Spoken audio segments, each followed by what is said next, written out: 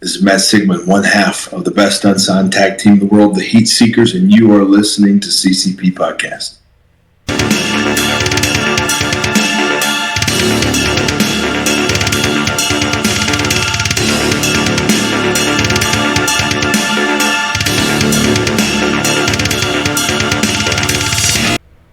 What is happening, friends of CCP Podcasting Productions? Welcome back to another episode of Beyond the Bell. I am Chris Page. That is John Cable. Brother, the shit just keeps on going, doesn't it? Every time we take a step, there's some more to take, man. It seems like this is the way the channel's rolling, and I could not be happier to be here and be a part of it. This is fun times for sure. I really enjoy sitting down and doing these programs. They've slowly started to become my favorite show that we do. And, you know, I think we do 6 a week. But this is slowly becoming, like, my all-time favorite. We get to sit down, we get to shoot the shit and talk to various independent wrestlers all over the world. It started in Australia. It moved to the UK. We went to Canada. We've circled around into the United States. We've talked to guys from Riot City Wrestling, Reality of Wrestling, Ohio Valley Wrestling, CW or CCW. Oh, and the list is just the list is just going to get longer and longer as we go. So absolutely, here we go. Buckle up, guys. Today, man, let me tell you, I'm kind of stoked, and I'm going to keep it real. I'm going to keep it 100. I really had a great time with Skrilla, and I asked him. I was like, give me some names of some guys that we need to take a look at. You were there, you were on the call. And he did. And one of the names that was given is our guest today. And I had seen his work prior to Skrilla dropping him as a name to say, hey man, you really need to talk to this guy. And I really like what I see in the ring with him. And I cannot wait to get him in. As a matter of fact, we don't have to wait anymore. Let's just go ahead and bring him in now. We've got the one and only Mr. Owen Knight. What's up, guys? What's up? How y'all doing, man? Thanks for having me. Yeah, we're living the dream. Thanks for being here. We appreciate your time. Hell yeah, brother. Thank you, man. Thank you. Shout out to Skrilla for putting my name in that hat of a bunch of great guys, and I'm glad I was able to answer the phone, or the DM, I should say, when Chris hit me. So yeah, appreciate you guys for having me on, bro. Yeah, those DMs are usually hit and miss, depending on they usually are, man. Depending on the person, right? Like, you don't. First of all, I say it like this: like, if I'm you, and let me put myself in your shoes, right? Because you're a physical in-ring performer, you're doing the damn thing. And I said the same thing kind of to Skrilla and to everyone else that we've talked to. I've reached out to you cold. Like, you don't know who I am. You don't have a clue who I am. Yeah. All I can do is say, hey, man, this is what I'm able to do. Are you interested? Here's some of what we've done in the past. But I think in your case, it was a little different because we did just deal with Skrilla and had a really good show with him, a couple of really good shows with him, and have got some other stuff lined up with him in the future. I think in this situation, having him able to vouch for us and say, hey, yeah, I talked to those guys. They're the real deal. They're not bullshit. I think that helped out a little bit in this case. And I really and truly, like I said at the top of the show, I saw some of your work before he had even mentioned you. I saw there was a couple of matches that I looked at. Actually, I think you're on Skrilla Spotlight. I think if you're not on Skrilla Spotlight, we've done some stuff on you on our Wrestling Request live show on Sundays.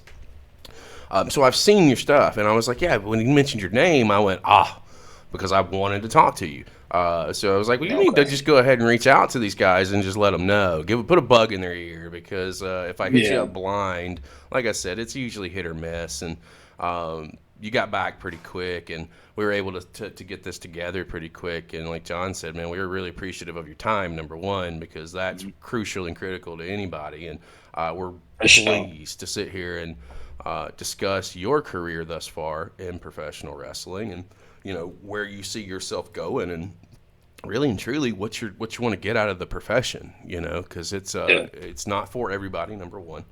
The biggest misconception is anyone can do it, and you can't. I'd like to see some of the people go through 2 days of training and then tell me you can do it. But it's just professional wrestling. We have a saying on the channel: it just brings people together. And it does. For sure. Truly does. And in yours, I feel like it's one of the last, not to cut you off, I feel like it's one of the last like art forms that just, no matter your color, race, or gender, whoever whoever it is that you are, it brings everybody together for an hour and a half, 2 hours, however long it's on. That, you know what I'm saying? It brings people together. It's, you know what I'm saying? It's a villain and it's a hero. And you guys should sit there and watch the movie happen. Well, we sit there and watch the movie happen, whether we're like involved in it or we're fans of it. You know what I'm saying? Still to this day, I watch like older stuff, and I'm a fan of the current product too. But when I go and watch the old stuff when I was little, and you know what I'm saying, when I was just like finding it out, I can sit back and I can actually be like, yeah, I remember when I was 8, 9, 10, seeing this for the first time, and you know what I'm saying. I can't even tell who I was in the room with, but I know we were all glued to the TV. So it just brings people together. It's one of the last. I feel like it's one of the it's one of the last few sports that like really could do that, because basketball kind of has it, but wrestling is just one of those where a dead man could be believable. You know what I'm saying? Oh, and people yeah. would get behind it. So yeah, bro. I tell you a story right now. The earliest memory I have of professional wrestling, I almost put it out in a tweet. It involved Sting, and as of this recording, behind the curtain, guys, Sting's last match was like 24 hours ago. Yeah. You know, it was with Sting, and it was with my great grandmother, and I was like 5, right? Like a Saturday morning in front of the TV, and my great grandmother, who this is the only memory I have of her. Like had to have been 4 or 5 years old. We're watching Sting, and she's got to be like 60 or 70 at this point, and she's screaming at the TV because the Horsemen are jumping Sting on a Saturday. It was ridiculous. On a Saturday. It was on a Saturday morning. On a Saturday. It was On a Saturday. you know, like screw Saturday morning cartoons, man. We were watching wrestling in my household.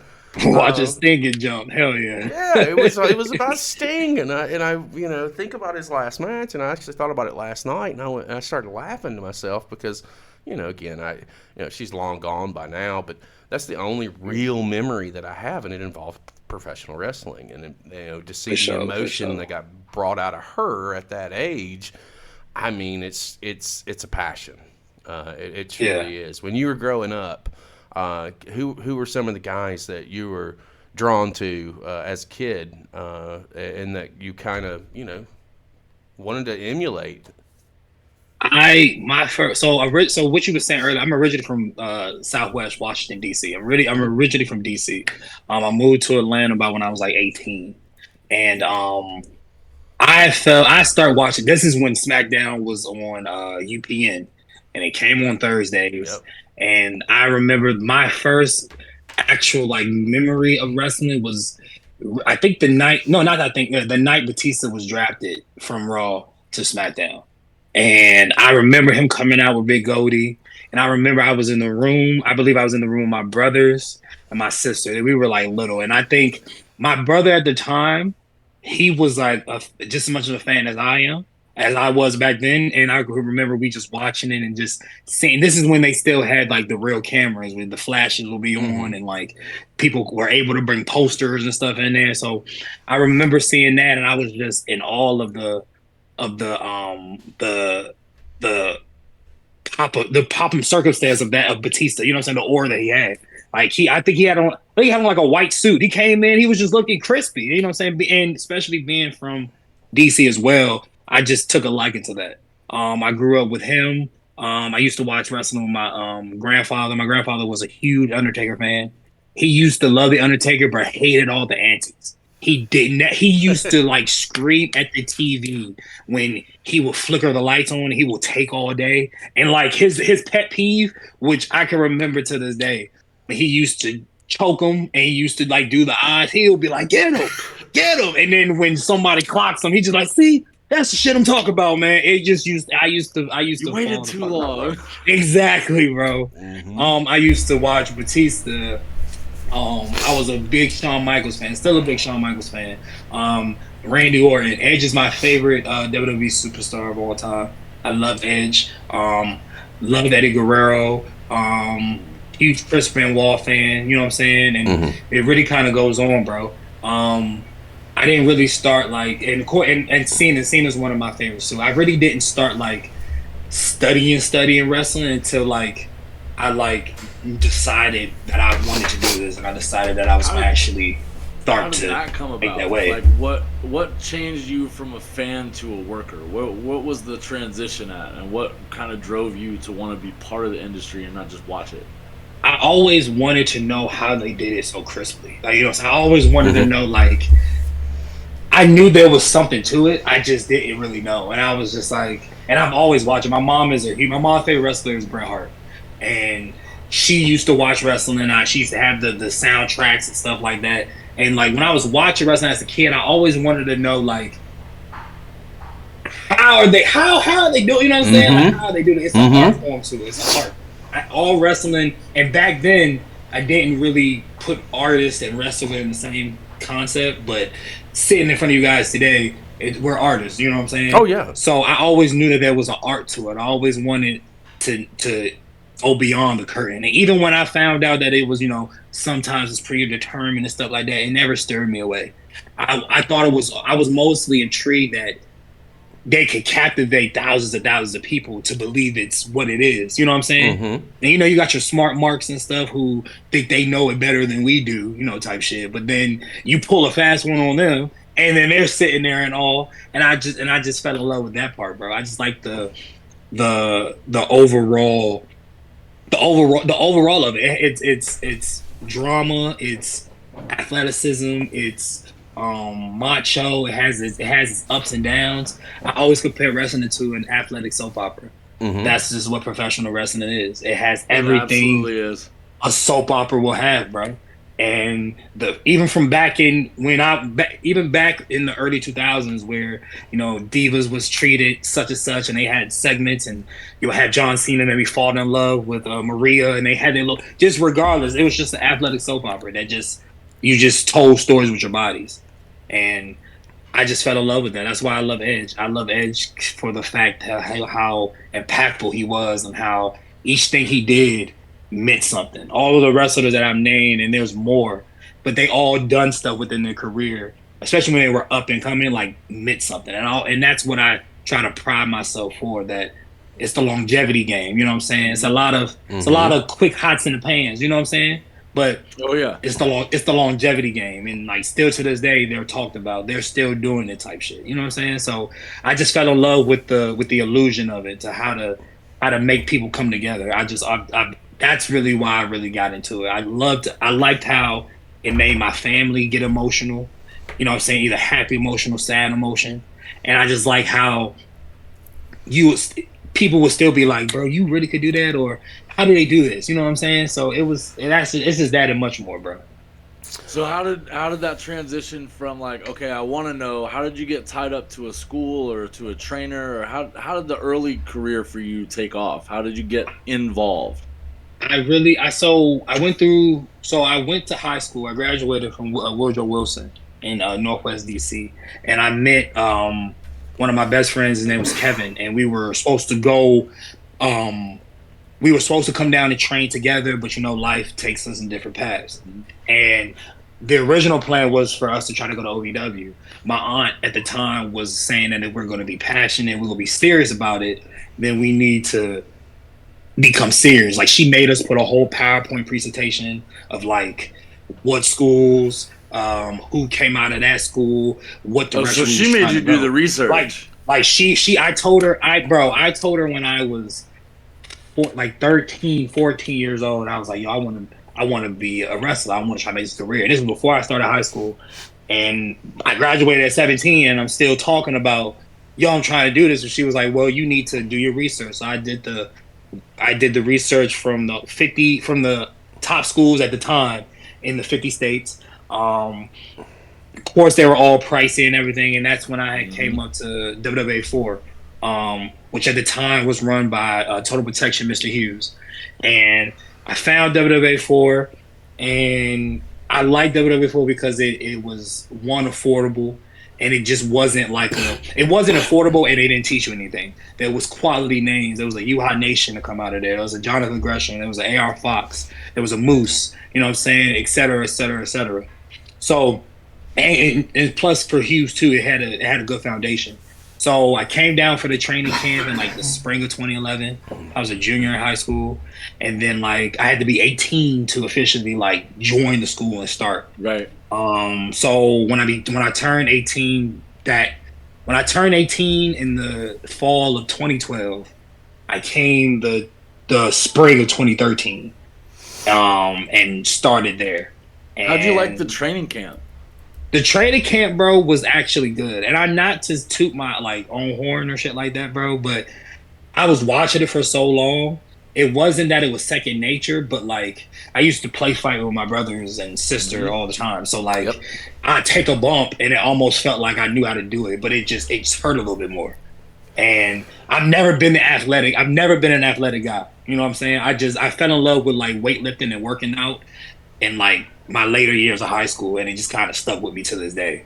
But the training was rigorous, bro. Like Hughes made it a point to instill the fundamentals like in us. You know what I'm saying? Like we'll get there, bro, and we'll like hit the ropes 20 apiece or do the 5x5 drill if you guys know. You know what I'm saying? If you know, God. you know.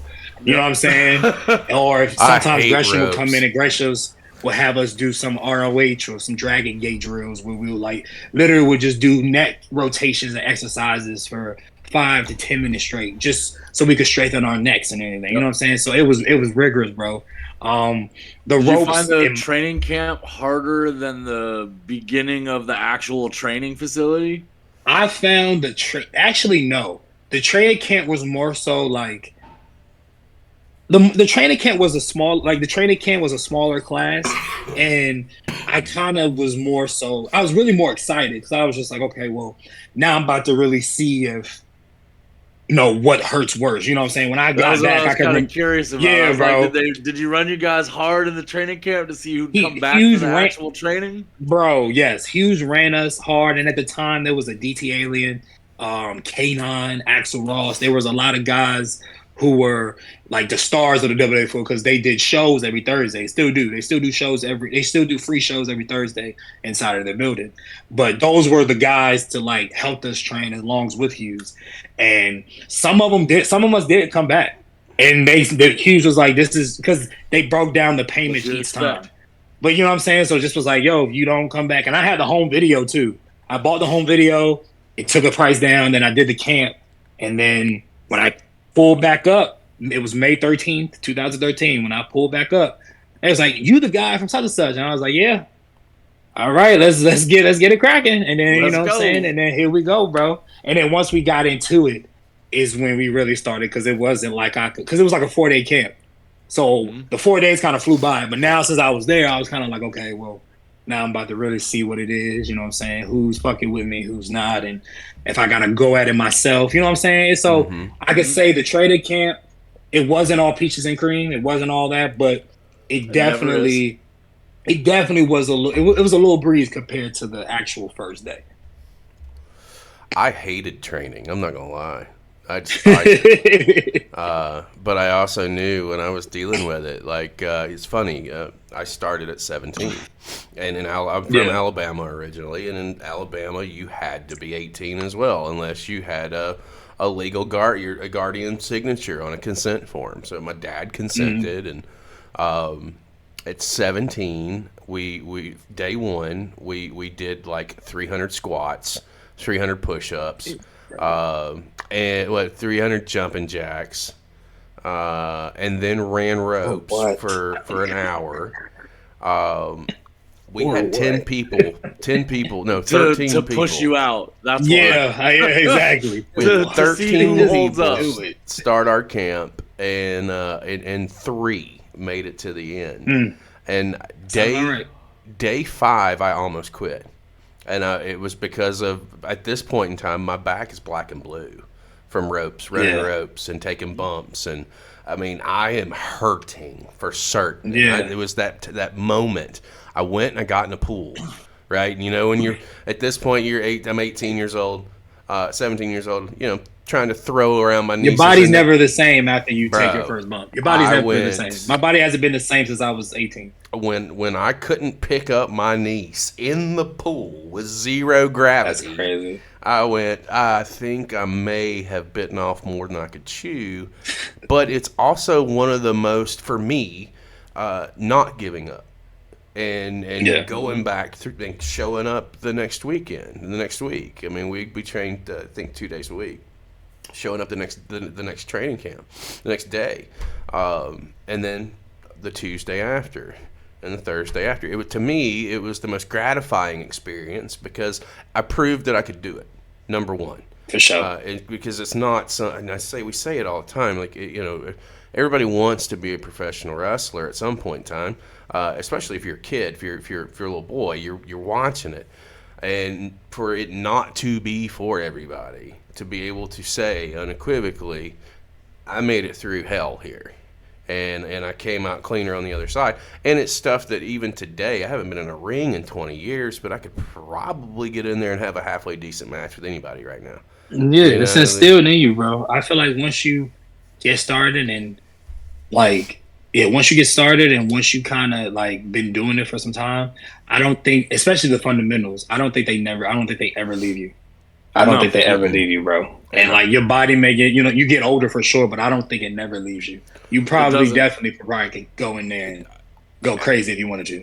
I think that it's pretty awesome to know that Curtis Hughes had a hand in training you.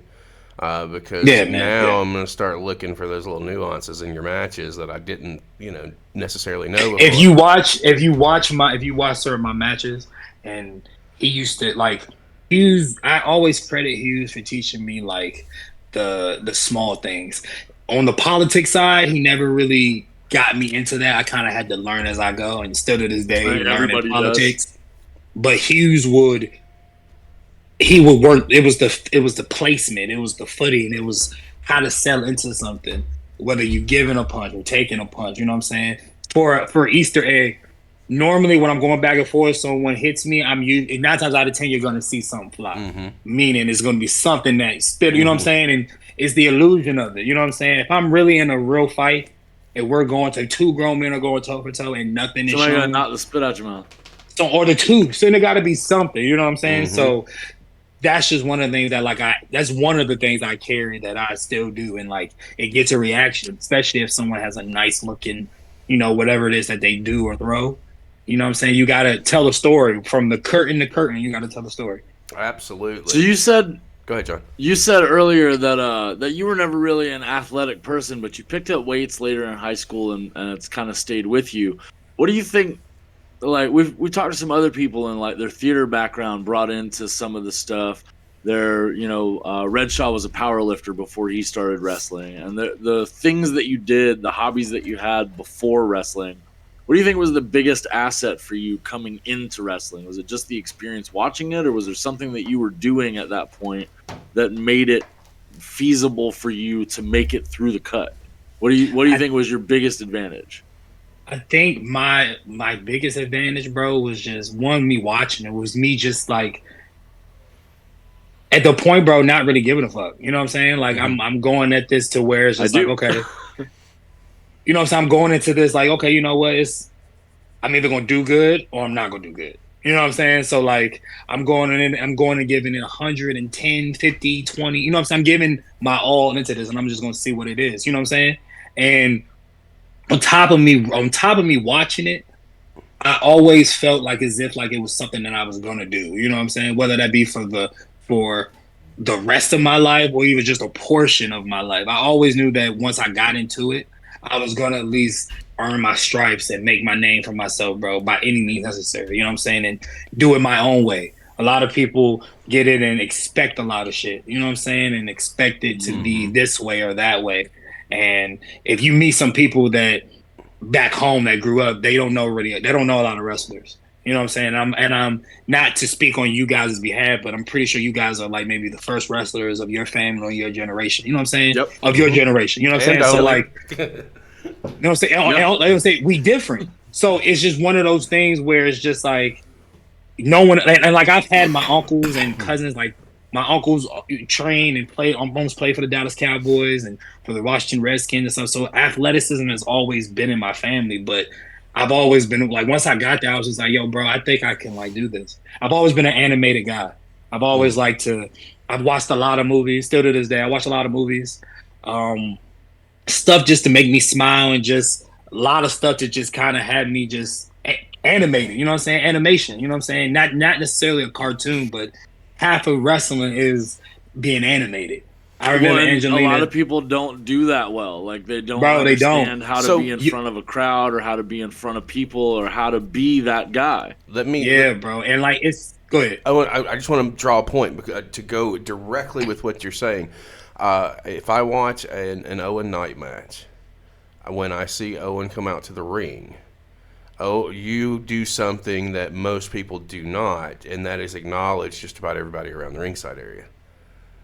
Yeah. You know what I mean? Like, because, bro, like, you can't just come, like, I think about if Randy Orton, like, came out to the ring, didn't do nothing, like, he didn't do the Viper thing, he didn't do that, he didn't do anything, he was just chilling, God type. He was just there. You know what I'm saying? The crowd would treat him like he was just there. The crowd would treat him like he was just there. But if you come out and people feed off of your bullshit, like people can, I say this to this day, bro. People can feel your bullshit. Yep. Like when you hit that curtain, them motherfuckers are gonna know if you're in it or not.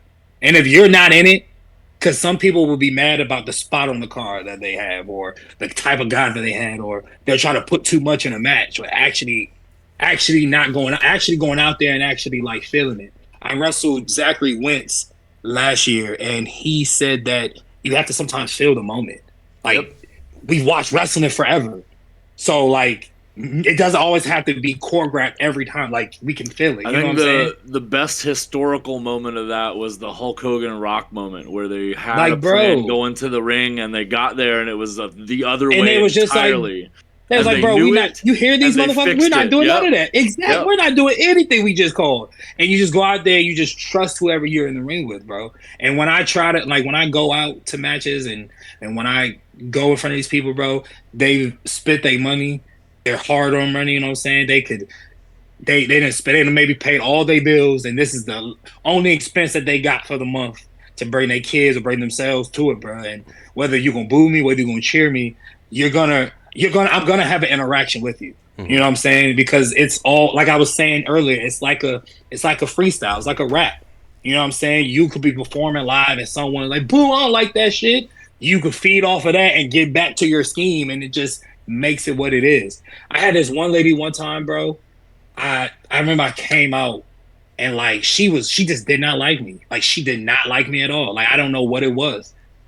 I came out and then like I saw her on my peripheral, so I made it my mission to make a lap.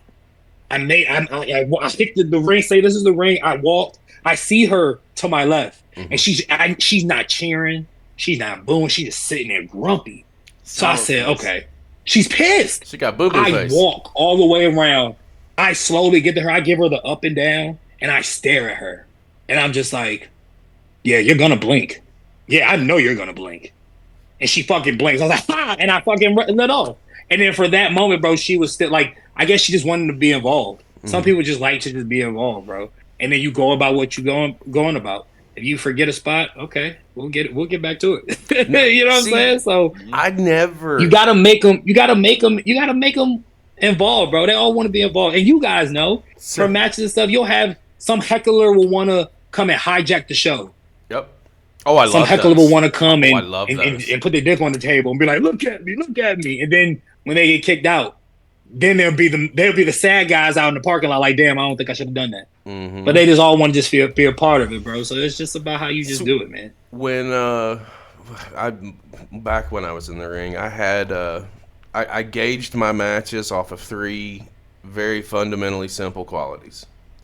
Did the crowd react to me? Did they react to who I was in the ring with? Did they react to the match? The answer to that is yes. Everything fell into place, and I don't care where I was on the card. If I went on first, matter of fact, if I wasn't headlining, I like to open. I like to be the first person out there. Me too. Let me get you up off of your ass and let me. You don't understand, bro. I want to make the rest of the locker room have to follow me. When they tell me you're first, I'm like, who's first? Okay, bro. This is what we're about to do. John. and you guys got it. Y'all got it. Do y'all, brother. I'll see y'all later. I love going on first. I feel you, bro. It was John just called it. That would be one of the things that I would, when I would get through, whether I won or I lost, I'd always just scream, follow that.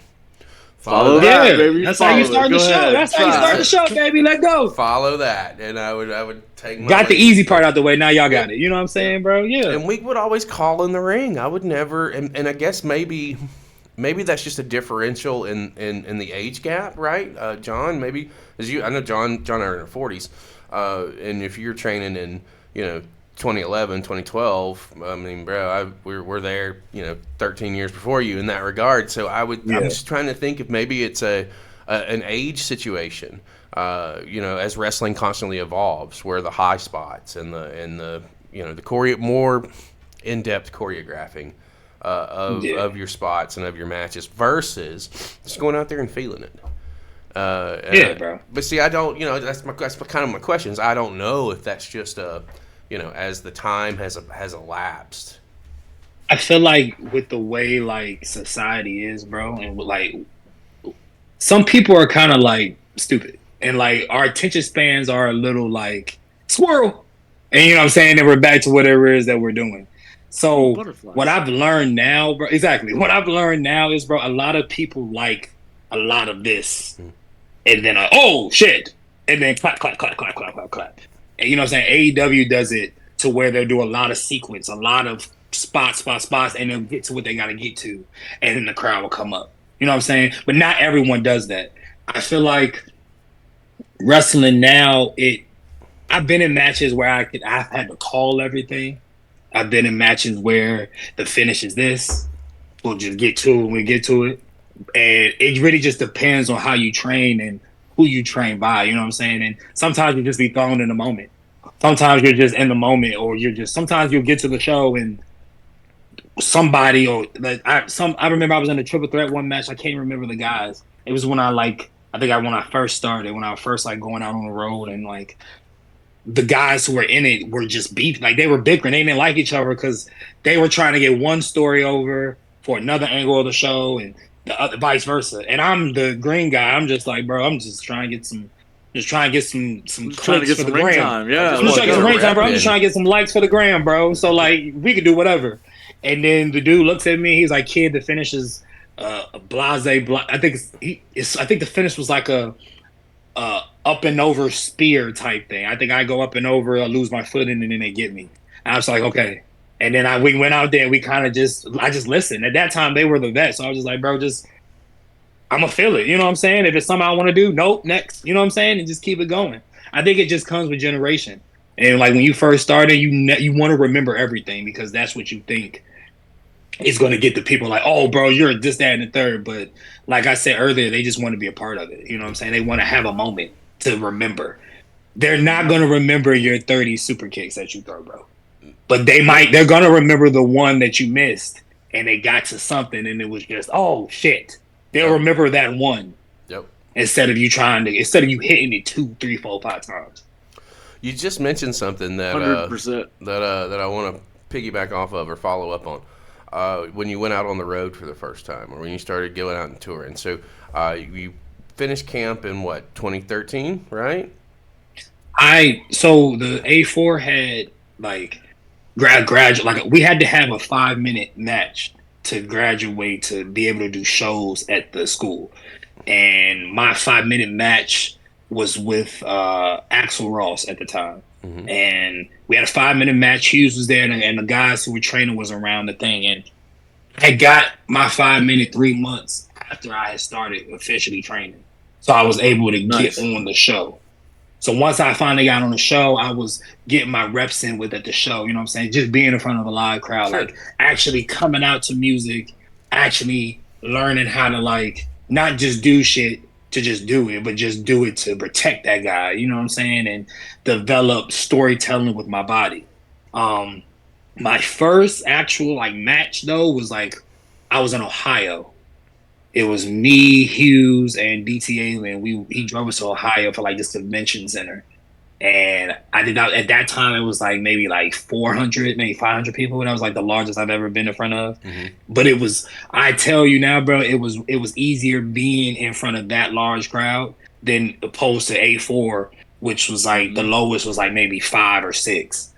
Because I feel like when you have 5 or 6, they're sitting there like, yeah. Everybody, every eyeball. Yeah. We want to see. We want to see if you really about that until it's 500 people and they're like, it's so much noise. You could just kind of just do whatever. They can't really hear you. They can't really do whatever. You could kind of just do whatever. So that's to answer your question. Yeah, that was my first time like actually on the road, and it definitely was a lot of different because once I graduated, like I had to get in the repetition of like, okay, every Thursday was the WWA 4 show, and like Hughes would have us like cut promos, and it'll be we'll cut backstage promos of who we are, this is what we're doing, and either his name was Blackheart or whoever was on the card. This is what we're gonna do. See you in the ring, and we'll cut to the match. So that was like my first legit time, like after the fact, and then I didn't start going on the road until like maybe early 2014. Early 2014 is when I started going on the road. What was the hardest part of the transition from like training to actually working for you? Was it what part of it was the hardest for you to kind of get in under your belt and really grasp what was going on with it? Having different guys and girls who weren't trained by you, having to kind of like trust them, you know what I'm saying? And the guys that I train with, I trust them. You know what I'm saying? We train whatever. Okay, you want to do this crazy shit?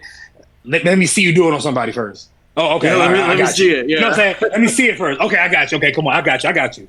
To oppose where you just pull up and you never seen the guy. You know what I'm saying? You might have seen a highlight clip. You might have seen him on YouTube and you're just like, all right, here we go. You know what I'm saying? That was my first, that was my legit first, okay, oh shit, all right.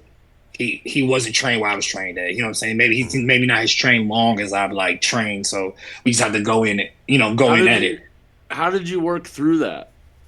I've learned to protect myself first, and stand on business. If it's something you don't want to do, say no. You know what I'm saying? Like when I first started, bro, there was a lot of guys who was doing it longer than I would. Who was doing it longer than I was at the time, and just had to get their shit in. I need to hit this move for what? Hogan must pose. Yep. You want to hit it, yeah. You want to hit it. Pose. You want to hit me with this move because I'm the new guy. You think I'm that green to where I'm just gonna take everything? No, I remember. I could tell you this one story, bro. He had a couple different names. But he went by Navy Blue, then he went by Dark Mind. And it was at the WWA 4, bro. And I remember I had just passed my 5 minutes. And he wanted to light me on fire. He wanted me to go in the ring and do a spot where he pours the gasoline and do all that. And I'm 2-3 months in. I looked at him, I said, no. I was like, I'm not fucking doing that. He was like, man, you're not really gonna be on fire. I was like, no. They don't know me. No, yeah, I'm just running out, and you're just gonna save this. You're gonna you're gonna commit a murder in live. No, I'm not fucking doing that. No, and I'm glad I stood on that because no, you don't need to do that. So when certain guys would be like, bro, I want to do that. I'd be like, no, why? I'll try to do crazy shit, but ain't nobody lighting me on fire. Ain't nobody lighting me on fire, bro. No. I got too much hair going on for that, man. Brother, it was real fire or whatever the case may be, bro. No. I'm not doing that for you to get your retweets or likes, which is probably not going to do that much. No. Mm-mm. And from that day on, bro, I was just like, there's certain things I don't want to do, bro. I'm not, no. Because at the end of the day, when the show was over and we're driving back, I'm in the car. I'm going to feel that. I'm going to be like, damn, I shouldn't have done that. Well, I hope it got on video. It didn't get it, and no one got it on video. Yeah, no, man. You just do a bump for nothing, bro. No. I completely get it. You got to stick to your guns on that, and stay on your business, bro. Stay on your business. But it's so easy for people to get wrapped up into that because again, it seems like society today is all about clicks. It's all about this. It's all about that. I personally think social media is the bane of existence. I despise it. I use it to promote what we're doing, but that's it. You'll never see me on Facebook. You'll never see me on Twitter. I won't have a real account anywhere. No, I think that it's ridiculous. But I think I can see how some people would get lost in that. And especially, again, you have to think difference of time. When I'm coming into the business, the internet's just not even really a thing yet. YouTube is not alive. Yeah. It's different times. That's crazy. Different times. Yeah. So it's for you to literally say, no, man, stick to your guns. That's commendable, number one, because somebody tried to play you and you showed them right then and there. It really, and to be honest, bro, it really did make sense. Like, if it makes sense, go ahead. It comes down, like, a lot of, I know for me, in where I was at, there was this big stigma from individuals of, like, I'm in it for me. I'm the star. I'm going to be the guy that gets the booking at the big show, and I'm going to get out of this hole, and I'm going to make it for myself. And there was this feeling like if I didn't get over, then I wasn't going anywhere. And everybody in the locker room seemed to have that. And it wasn't just our locker room either. It was a lot of locker rooms in the indie scene. Like, everybody's just trying to get over. And there wasn't ever the consideration of, I could get over just fine putting somebody else over. Mm-hmm. It was always this selfishness about the industry. And it's not just in wrestling either. It's lots of places. But when some people don't. Go ahead, my bad. I'm sorry. Go ahead. Some people don't even realize that'd be half of the time how people get on. You know what I'm saying? Mm-hmm. Like, and wrestling is some guys are wrestling. They love to just get themselves off. So you go into a situation where you can get their shit over, and it looks better. You know what I'm saying? They'll fuck with you more. It's a weird, like, tangible, but you can be in a situation where you might sell good for a guy. You take a back to drop from a guy, or someone gives you a boot and you sell it. You know what I'm saying? Phenomenally. And the right eye will see it and be like, hey, bro, why don't you come down for such and such? Or this is that and the third. I've known a lot of people to get jobs off of that. Not just because you could do a fucking 630 on the ring, outside the ring. But because you make people look great. Because you make people look great. And that's how wrestling is. You know what I'm saying? I always think, like, simple is more. You know what I'm saying? Mm-hmm. I could do the spots. I can't flip to save my life. You know what I'm saying? I can't be doing all the flips and shit to save my life. But simple is more. And I just feel like, especially what you were saying, how, like, some guys out there, they just gotta if they get this move over on screen, I'm signed tomorrow. No. You just said something that reminds me of, John, you've heard this story. It reminds me of something Ricky Morton once told me back in 2002 in Tuscaloosa, Alabama. I asked him, I worked with him for a week opposite the Rock and Roll. And I asked him all week, it's like, man, can you give me, I want a Rana. I want to take a Rana from you. And he pulled me aside and he was like, listen, I don't have to, I can do it, but I don't have to do that shit. Yeah. Listen to them while you're out there. Listen to them tonight. Listen to them, by them, the crowd. Listen to them. And then tell me if you want me to pull a Rana. And if you really do, I'll do it. This was like match 3 of 5. I want to say. Yeah. That night I listened to the crowd, and I never called it. Didn't say give it the back, and he's like, told you. And the 5th, match 5 was on like a Friday night, and then that was the night that I called it, and he did give me the Rana. I took the Rana off the top rope. It was great. But it was the less is more is what he was trying to instill in me at that point. Mm-hmm. He's like, just because I can. You can. Doesn't mean I need to. Because, and he told me after we did our loop, it was, self-preservation is everything. And, I'm at this point, this was, again, 2002. He's definitely was in his 50s at that point. He's like, I'm not young. If you, take control of this now, you can have a very fruitful and very long career. So exactly, it's just, bro. It's one of those things that just resonates with me because it immediately takes me back to locker room times and stuff of that nature. And I don't mean to steer away, but no, but it's round on the same thing, bro. Like, I remember Gregory Helms said this quote one time, and I still quote it. Like, wrestling is a sport that when it's ready for you, you better be ready for it. Mm-hmm. You know what I'm saying? So like, it's the longevity thing. It's the longevity thing, bro. You know what I'm saying? And like, some people get lost in the sauce and think that their time is not gonna come, and then they get slacked and they just slack off, and then you look up and then someone does reach out to you or someone does mention you, and you're nowhere near the shape as you was because you didn't stick to it. Some people, we're in the popcorn era. We want to just be like, well, when they call me, then I'll be ready. You gotta stay ready so you don't have to get ready, bro. Like that's just real, man. Like it's real. Mac. So I agree with Ricky, bro. Like, bro, yes, no. I'll do the shit the last night of the loop, and that way they'll be like, "Yeah, I remember that. Hell yeah, let's fucking we're out of here." Yeah. It's Matt Cardona came to mind. Always ready. That's his moniker, and it rings true. Let me ask you this: as you're, starting to branch out now, you've gotten through training with Mr. Hughes, and it's time for the little birdie to leave the nest. When did you make your way down to the Atlanta area or the Georgia area? And did you have any stops along the way getting in the ring and getting some more reps in on the way?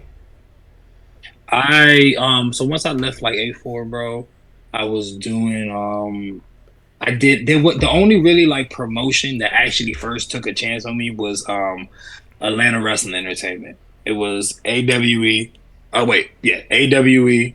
It was at the time it was run from under Murder One and Josh Wheeler, and they were the first to bring professional wrestling and music and what I'm saying, what a lot of people are doing now to like the city of Atlanta, Georgia. You know what I'm saying? Like wrestling in nightclubs or in these venues where we have rock artists, rap artists, sometimes guest appearances and stuff. They were the first ones to do that. And I remember at the time, they had did a show in like I did this show in College Park, and they liked at the time I was dating Kiera, and at the time Kiera Hogan. At the time I was dating Kiera Hogan, and they had called. They wanted her to interview. They wanted her to be the ring announcer, or the backstage interview of the ring announcer. And they saw me wrestle that night. And they was like, "Yo, bro, we think you should come, down to, AWE and test the waters." And they spun a new feel on wrestling. It was they had the Drew McIntyres, they had the Jimmy Raves, you know what I'm saying? They had the Chip Days, the Garganos, the Ciampas, the Martin Stones. They really were the first promotion to take a chance on me, for me to like start climbing and making my name, you know what I'm saying, to what it is today, bro. And I will forever love them for that, because they were the first ones to kind of blend hip hop and wrestling together and bring it to the heart of the city. Because nobody has seen that. You know what I'm saying? You go to some of these shows, especially back in the day, they'll be in Cornelia, they'll be in Temple, they'll be in Rome. They'll be so far out that you got, like, there's no cell phone reception. You gotta, you know what I'm saying? You gotta go far. There's no fucking cell phone reception. You have to print your map quest to get You gotta print your map quest, or tell somebody to know somebody to be like, yo, what light do I go down? You know what I'm saying? So being with them, bro, and they were in gyms. Take a left at the big tree, bruh. They were. If you missed the paved road, you've gone too far. You got to go all the way around. You're gone too far. You got to go all the way around. You see the Piggly Wiggly? Squirrel. No, I don't see no Piggly Wiggly. At its finest, bruh. So they were like, they started in gyms and then they moved their way to the city, bro. When we was in an upper nightclub, we was in the Masquerade and stuff like that, bro. And it was just a different field. And that's when I got to be in the ring with guys like that, bro, and really test my shit. You know what I'm saying? To be honest, and it worked out, bro, because it molded to how I view and look. It really helped me. It helped mold to why I look at wrestling the way I look at wrestling now. To be honest, all besides of what I've learned before I started, but yeah. Something that, John, that we didn't touch on and we probably should have before we got into the more wrestling in-ring stuff. How did you come up with the name Owen Knight, and what was the inspiration behind the character? Yeah, how did the gimmick work come about? So, bro, at first, man, at first, I told you my favorite wrestler is Edge. I don't think I told you, John, but my favorite wrestler of all time is Edge. And when I first started at A4, I was like, how can I be the rated R superstar, but not the rated R superstar? And it went from me just having like parental advisory. I had that. I'll just be parental advisory. That's what I'll be. I'll just be Owen Knight, and I came out to fucking Saliva. It didn't really match my vibe or anything like that. So the name Owen Knight. So I get Knight from my great grandmother. Her last name is McKnight. So I just took like the MC off of that. You know what I'm saying? Because I've always wanted a name that and we've all done it. We've all practiced our name, saying it to ourselves of how it would sound. I remember I was going by, at first it was going to be called like the Amputator. I was literally going to try to be called the Amputator.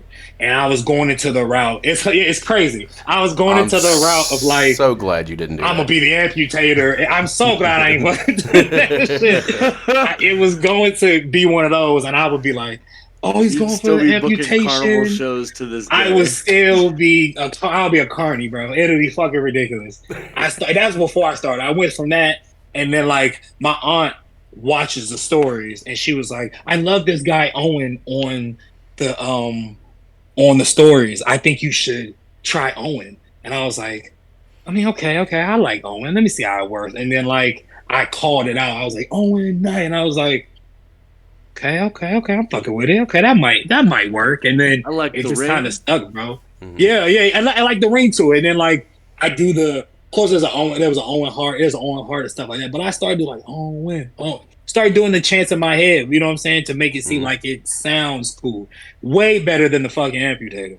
But no, 100%. Way better than the fucking Amputator. At least it wasn't the Zen Master, bro. At least it wasn't. Oh yeah, no, that sounds way better than Amputator. I'll take the Zen Master. You can put the Zen Master. My first gimmick was a Buddhist that was crazy, like the opposite of it was ZIN instead of ZEN. So it thrived on chaos. It was terrible. That's crazy. It was terrible.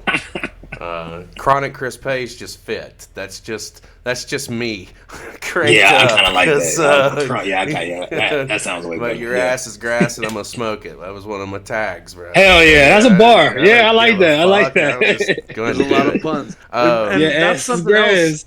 That's something else that goes into the character work. Like you said, you spend a lot of time in the mirror, just listening to yourself. Say the name over. Say your moniker. Get your taglines out. Like that's a lot of development that a lot of people don't understand that goes into that. Ready to go. What did that look like? Right. What did that look like for you? Developing not just the gimmick, but like how you move, and what specific things did you decide on that like when you do this move, you do it like this to differentiate? How did you make yourself stand out in the character that you were designing based on all of the influences that go into it? I like the little things, bro. I've always been a mark for the little things. I think that goes back to the trainer. He does too, bro. Like even before I've always liked the little thing. I've always liked how somebody will say, like, you ever watch those shows? Someone will say something and they'll give you like a little look, like, did he just say that to me? I will pop off stuff like that. So like when I go into certain like moves or do certain things, I take that philosophy into it. Whether if it's a simple shine that I do to pop them off to get them up for that moment, that last thing that I do is something that's like, it's something little that's going to catch. Like he just, like I do a fucking leapfrog drop down, single leg drop kick to end my shine. But after the end of the shine, I throw a little shotgun shot. It's just something little because I just let the shot go off. And for someone who's paying attention to the little things, which I know someone out there is, they're going to appreciate that because I'm giving them like, okay, that's just the chopper that went off, or that's the siren that just went off. Mm-hmm. So like I go into my matches or I go into my moves like that. So like when I'm calling a match or when I'm going over a match, I kind of focus more on the little shit in between. We're going to get to the spot, but I like the in-between stuff because that's going to make it more. It's going to make, exactly. It's going to make it mean more once we blow our load. Pause. You know what I'm saying? Once we blow our load, there's like, oh, That was great. We did it like that. I'm glad we didn't do it like this. Cigarette. Yeah, exactly, bro. Exactly. So that's kind of what I do, bro. Yeah.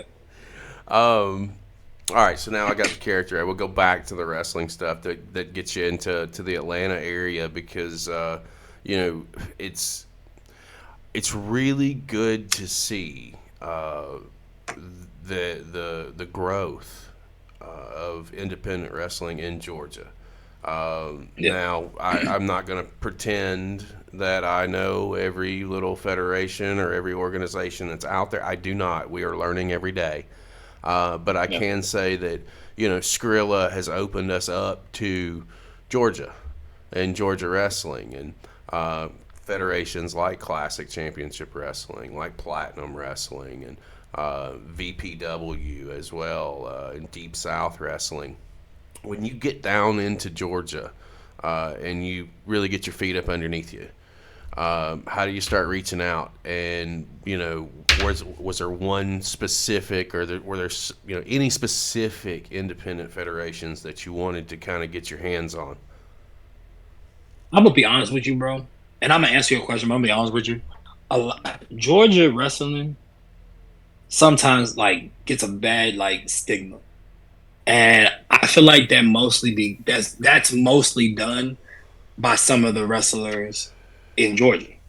Not mainly the active ones, but really kind of like the gatekeepers, so to speak.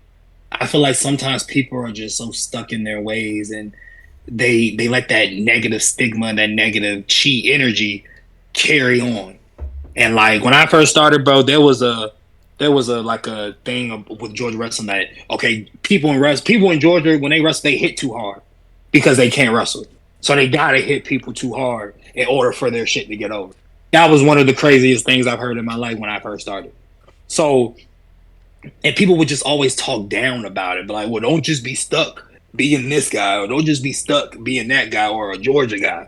And they would think that if they go somewhere else, and let me mind you, they weren't popping here. You know what I'm saying? They were never popping in Georgia, but they think that they could go somewhere else, to another territory, to another part of the map, which has their own shit going on too. They think that they're gonna let an outsider come in and pop off them. Tell me, where the fuck does that make sense from? It doesn't. And coming from an indie that, our indie was notorious for having the stiffest ring in the territory, and we had some of the stiffest workers in the area. Bro. Because our fans were at ringside. They were not, pushed back behind the gate. They weren't pushed back, exactly. They were on the apron, and if you worked our ring, and it was super stiff, it was built out of 2x4s and double slats and plywood and a layer of carpet and a tarp. We had the nastiest ring. Yeah. So working our ring was hard. Working with our guys was hard, and we hit hard. So coming into our indie, we had that reputation too.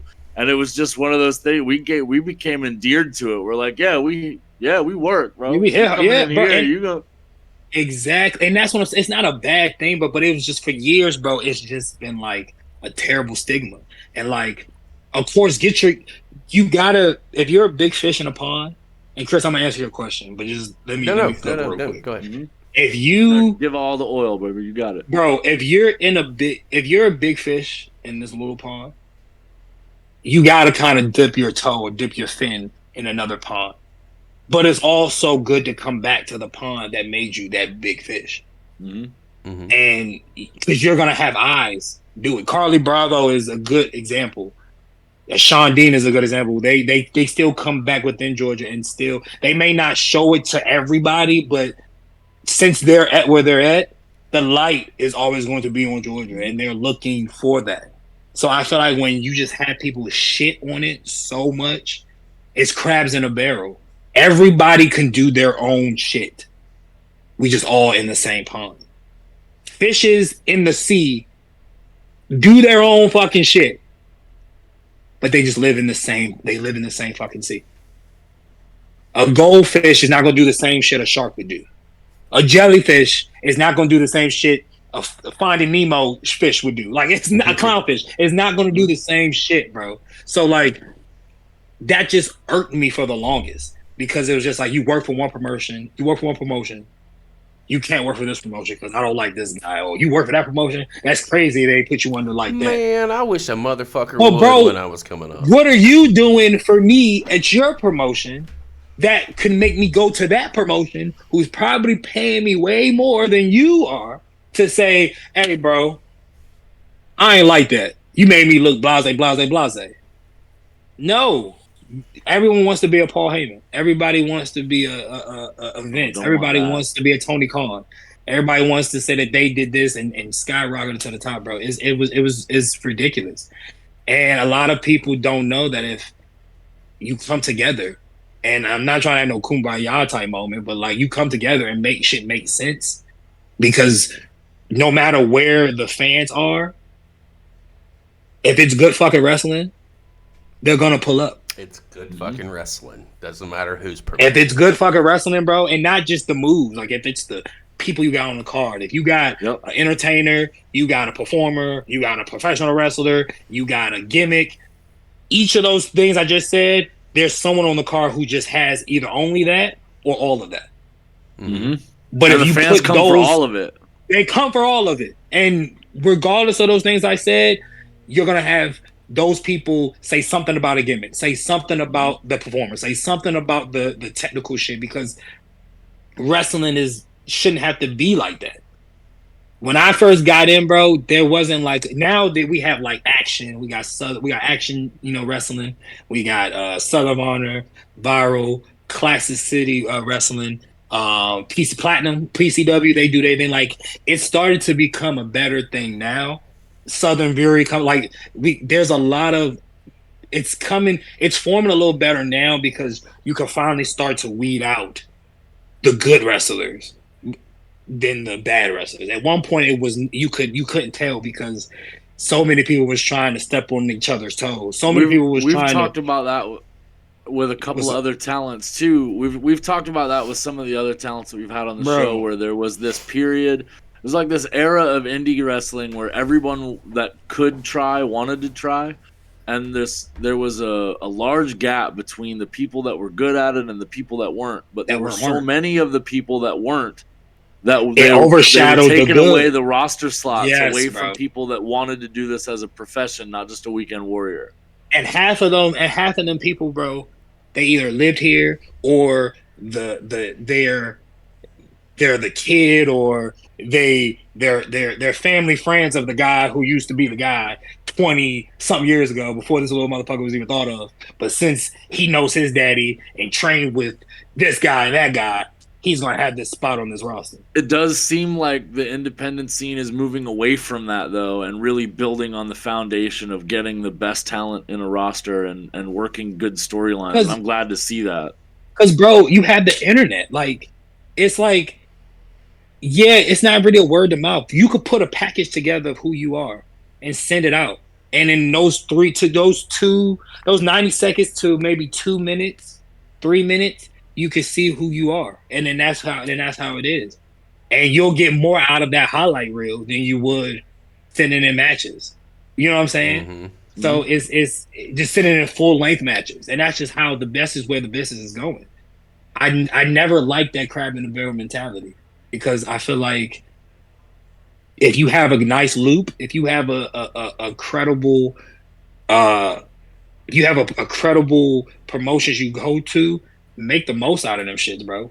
Mm-hmm. And make your work stand out, basically. And I see more of those kinds of promotions getting traction on the internet now. We've talked about this at length for the last probably year. The indie scene is in a whole different place than it was a decade ago. It used to be, if you were on the indies, you were looking to get into the WWEs and the AEWs, the TNAs. If you didn't get there, you weren't getting paid. You were still working your regular job. You get your $100 for the weekend, and you'd be off all week. And it'd be up to you to train. It'd be up to you to find a ring to work in. It's up to you to do all of it. And that isn't the way the industry is moving now. And I'm glad to see the industry moving towards, I want to call it a professionalism that it really hasn't seen before. Yeah, or maybe reverting to a heyday of the territory eras.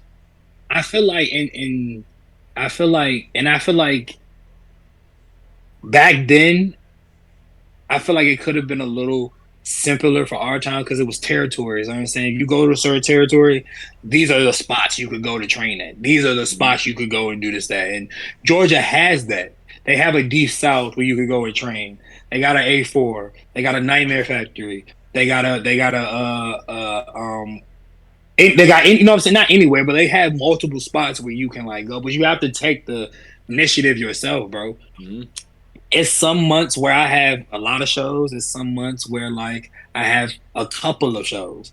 But in between those times, it's your duty as a professional wrestler to, okay, once we're back in the car, once we're back in the house, you got to promote yourself. You got to post. You got to break down these clips. You got to put your shit out there so people can see that, you know what I'm saying? The train is still rolling. You know what I'm saying? So like, the work never stops, and no pun intended. Like the work never stops, and you have to. It doesn't. Like, bro, you gotta realize that, bro. And and that goes back to what you were saying earlier. You always have to be ready when the show calls, because if you're not, the show's gonna call you, and you're gonna fall apart, bro. Exactly. And it is that way. The industry is that way. Get your ass up and go to the gym. You know what I'm saying? Get your ass up and cut a promo. Not necessarily on a fucking match that you got coming up. Cut one. Cut a promo about going to the grocery store. Cut whatever it is. Something. Exactly, bro. Something to keep your audience engaged, because you have a fan base, regardless of how big it may be. But the motherfuckers that's clicking your the motherfuckers that's sharing your shit, and the motherfuckers that are clicking your life and commenting. You may think they're doing it because you're you, but in real life, they never met a wrestler on their level, on the level. You know what I'm saying? They never met one. So the fact that you're in their lives or know them, those are the people that you need to always have shit for. Because when no one else likes your shit, they're gonna be the ones sharing your product. They're gonna be the ones sharing your shit. And then when you blow up, then they can be like, man, I remember when this motherfucker had 46 people liking his shit. Now it's 48,000. But it's just how you just play the game, bro. That's really how it is, dog. And the longevity thing that we was talking about earlier, like, it's baby steps. It's a marathon. Nipsey Hussle said it, it's a marathon, not a sprint, bro. It is a this is a hard industry. Stop. Go ahead, John. This is a hard industry to have a marathon in, too, because it is so hard on you. Physically, mentally, emotionally, it is a hard industry to exist in, and a lot of people don't get that. You know, this is maybe it's not the hardest job on the planet, and maybe when you finally do break into that making it space, and I don't know what that looks like for everybody, but I know what it looked like for me. If I were to break into the make it space, it's still hard work, bro. It's still hard. I tell people all the time, bro. If you just watch wrestling, you will drive yourself insane. You have to have other hobbies. And now with the way the business is now, bro, you got to be a brand. People just don't want wrestling. They don't want that. They want a package. They want to see what you can bring. How are you marketable? People relate to realism. You know what I'm saying? One of the reasons Kevin Owens Steen. One of the reasons Kevin Steen got so over when he first got to WWE, because there was 100.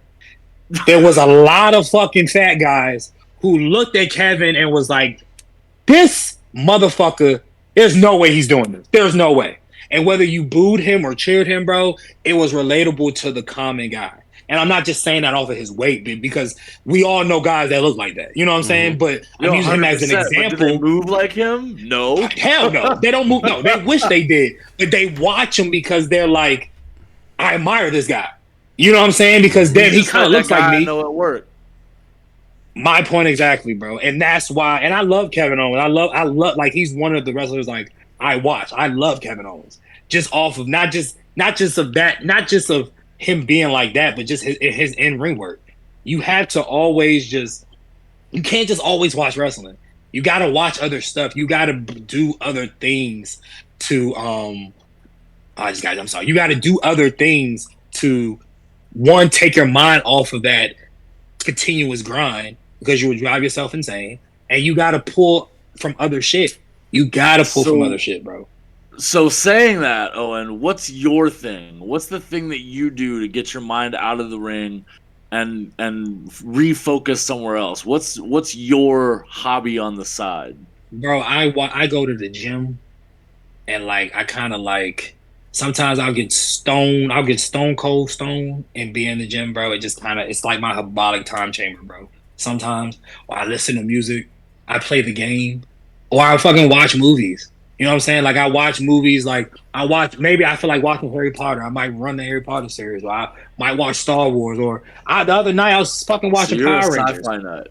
Yeah, bro, I was watching fucking Power Rangers, and I was watching it because of the cringiness.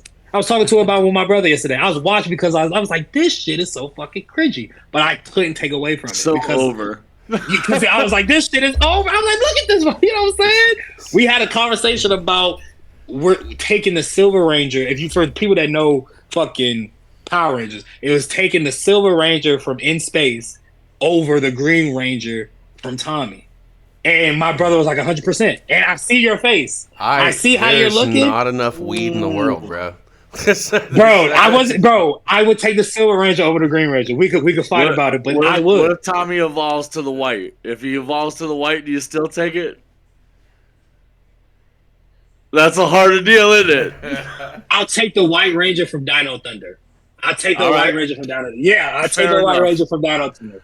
But you just got it. I just watch other shit, bro. When wrestling stresses me out, or like, I just watch other shit in pop culture and in culture, and in pop culture and in black culture, and I preoccupy myself. You know what I'm saying? And other things. That's one of the glorious things about the wrestling industry is that it doesn't just revolve around wrestling. Pop culture is just as much an influence in the industry as anything else is. You look at the Bray Wyatts or the Undertakers, the guys that have those creepy images. They're all pulling that stuff from the horror genre or the fantasy genre. There's a lot of things going on. Hurricane Helms pulled from the comic books and superhero industry to create probably one of the best gimmicks in my opinion. And one of the best gimmicks of all time. Yes. Yeah, it was so good. It was so good. He was a real life action superhero, bro. But it worked because you have people who read comics and who do that shit in their room. Whether they're kids or grown, that's that real connection that you were talking about with the fans. They see that and they recognize it and connect with it, and that's the thing that draws us all into the business. Exactly. My advice to the newer: don't just watch wrestling. Watch other shit outside of it. Watch the working team came a thing because of Floyd Mayweather, and how he's the money team, and how he's the captain of the money team, but his people are taken care of. He's hard work, dedication. That's his niche. The working team is just that. I work for all people. You know what I'm saying? And you just have to, on any level, whether you go to a 9 to 5, whether you strip from 12 to 6 a.m. in the morning, or you do security, or you do go wrestle, or you do play ball, or whatever the case may be. You gotta watch other shit other than wrestling, and you gotta be relatable to the common person. You know what I'm saying? Because not the common person is gonna watch wrestling, but if they see a Marvel fit on there, a Deadpool fit or a Wolverine fit, they'll sit there and be like, "I don't know what this is, but this motherfucker looks like Wolverine. Okay, I'm invested. What you talking about?" And then that'll carry on. You just gotta be relatable, bro. So watch other shit than wrestling, please, guys. Please, not you. I talk about everything. What, please? See, I was feeling attacked there for a minute because I go work my 40-hour a week to watch wrestling. No, bro. No, bro. I'm not saying it's bad. Like, watch it, but I know some guys that would just strictly they'll get up and they'll watch wrestling, and then I just be like, bro, I get it, but cut that shit off sometimes, bro. Watch it without the sound. Yeah, he does. He says that all he does is wrestling, but he definitely watches movies with his significant other and spends time. Yeah, man. And then I ain't gonna lie to you too, bro. Get your lady friend or whatever it is, and just go chill. Stop telling my secrets. It's okay, man. It's okay, he bro. loves playing softball. He loves hanging out with his significant other. He's got There we lots of go. stuff going on, and he's got a full plate too. So he doesn't just do wrestling. And between me and you guys, my girl got me watching fucking. She got me watching reality TV again, and I stopped watching reality TV in 2007. And the fact that she got me watching the baddies of the East. If you know what I'm talking about, you know. She got me watching that shit, and I be sitting there looking like, this shit is so fake. Bro, let me but tell I'm you intrigued something. to it, bro. Let me tell you something. If listen, here's how you get even. I don't know if you have Peacock Network. They have a series called The Traders. You get even. The Traders. Make her watch The Traders with you. I'm telling you, it is or Heels. It's a Heels is wrestling related, bro. We're trying to get away from wrestling. Yeah, but man, it's so good. I'll make her watch it. Fuck it, she'll be alright. So good. Fucking Traders is it's a dirty little secret, and yeah, that was okay. somebody. Traders, Somebody made me watch that. Yeah. Listen, let's pivot here just a little bit, and let's talk about some of the federations and organizations that you have done some work with in the Atlanta area. Because much like we want to talk about you, we also want to talk about the companies that are out there. Because I feel like, and John has already touched on it earlier, I really feel like the independent scene is going back to more of the territory feel in a good way. Because there are a lot of companies that are up and running. And it seems like, at least from, we've talked to several out of Australia with Riot City. They're doing some stuff down there with other companies. They're working together. What I mean by that is the company networks over there are so good, dude. It's like a utopia for indies. That you'd see like, hey guys, that's amazing. Actually. Because again, it's like Georgia. I feel like something Skrilla said when it comes to Georgia specifically. It's like it's still Georgia wrestling. And you guys are Georgia wrestlers. So, like, it kind of baffles my mind that some of these promoters, and again, if you're a promoter and you're watching this, I don't have any fucking knowledge. I'm speaking in general. But you can still send your hate tweets below. My tag's right there. What I mean is, like, they are drawing in and they're working together because the guys are what drives your product. So, are you seeing more of that foundation in Georgia now? Like, I'm sorry, I just kind of steered my question into another direction. The only one. Oh, go ahead. I'm sorry. Let me just finish your question. Go ahead. No, that's kind of where it's at. Like, are you seeing any kind of collaboration with some of the companies to promote the guys, because the guys are what are selling the tickets. It's not the company. I'm not sure if you guys can make it. I'm not sure if you guys can make it to. If you guys can, definitely. This Saturday, IWE is in Augusta, and the promoter of it is Timothy Blackman. He is an awesome guy. He is a great guy. He used to be in the business as well, too. And he's all for – he's one of the only few that is for combining the talent, taking the best talent from one promotion and bringing them to their promotion, or vice versa, just to make the product grow and to make the wrestlers better. Because like we said earlier, we know who the good wrestlers are. We know who the shitty wrestlers are. You have a show, whether it be once a month or every other month, that has all of the good quality wrestlers on that show, and move it around.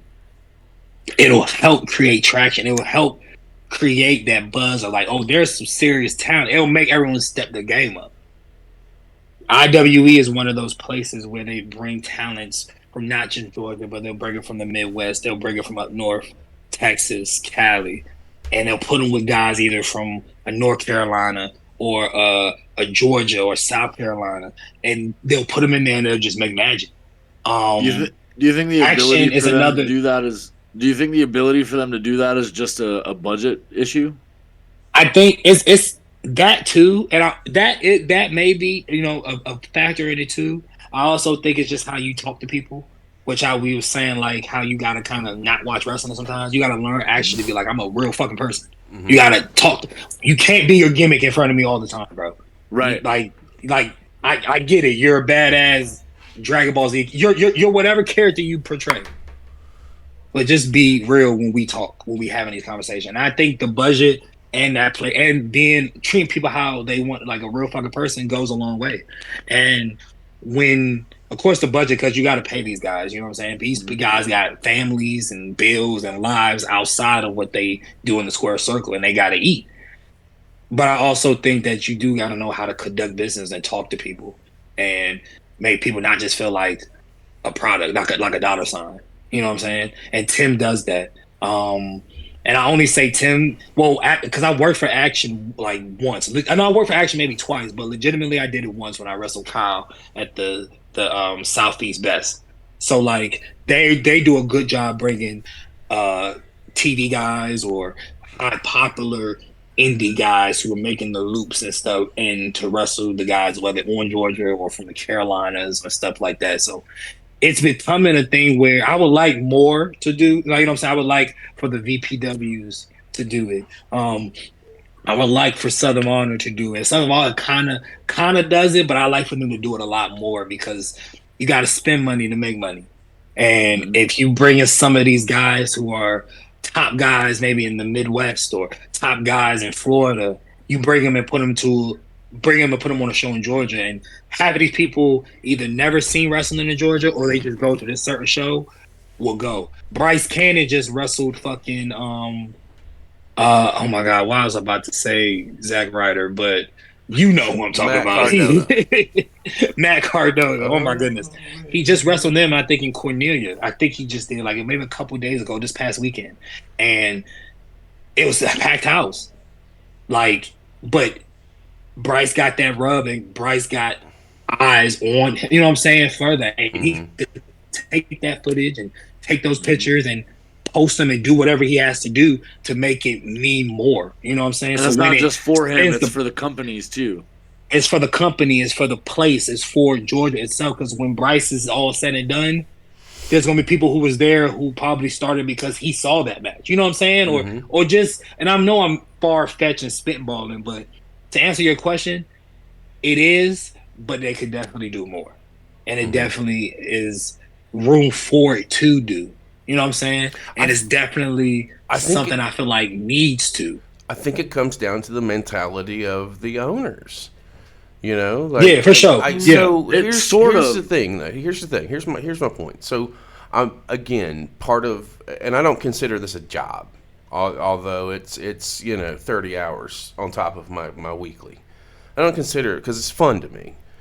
But I think that the mentality of the owners in general is going to play into that. And again, what I was trying to say is, I'm not going to say which company or because I've seen it from a couple in the Georgia area, and I have been paying a lot closer attention to Georgia, obviously with Skrilla and with Naja and you and there's several. Oh, and Deep South too. Deep South does it too. Deep South is the one that kind of like brings top guys in and stuff like that. Yeah, I've seen a lot of different. It does that. Deep South is too. Yeah, Deep South is too. It kind of baffles my mind if I am trying to promote Georgia wrestling and I have some of the same guys that are on other cards and at other shows.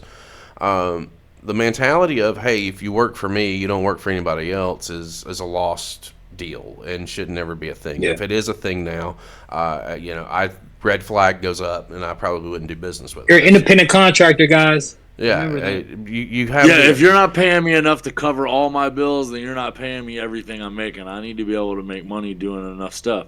It's okay to say no. Number one, right? 100%. I kind of feel like Justin, the booker of CCW. Justin is great for that.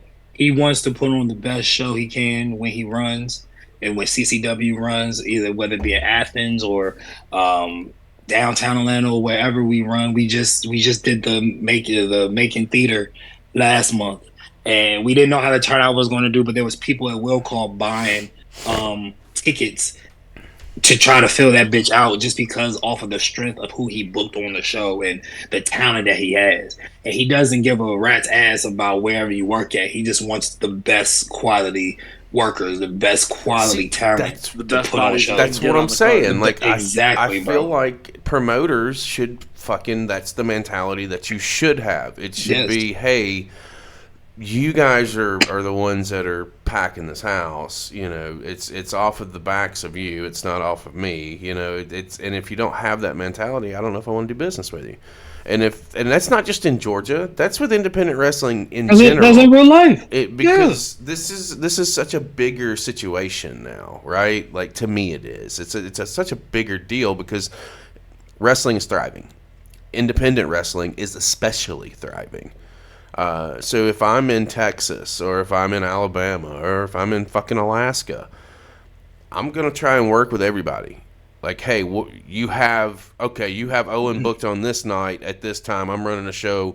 All right, like, you know, can you put him on first so he can make my show? You know, some shit like that. There should be some collaborative effort. I feel like you gotta collab, bro. Yeah, I've been trying to get to Deep South, and I know we'll probably get to this later on. But Skrilla is the champ over there in Deep South. Yeah, and I've been trying to get to where, and I think Justin's been in talks, but I'm just putting it out there in the universe. But I've been trying to get down there and have a one-on-one with Skrilla, have the champion of them versus the champion of CCW, and let's just put on a banger. And like I said earlier, it's not like you guys can't do it. I've seen it.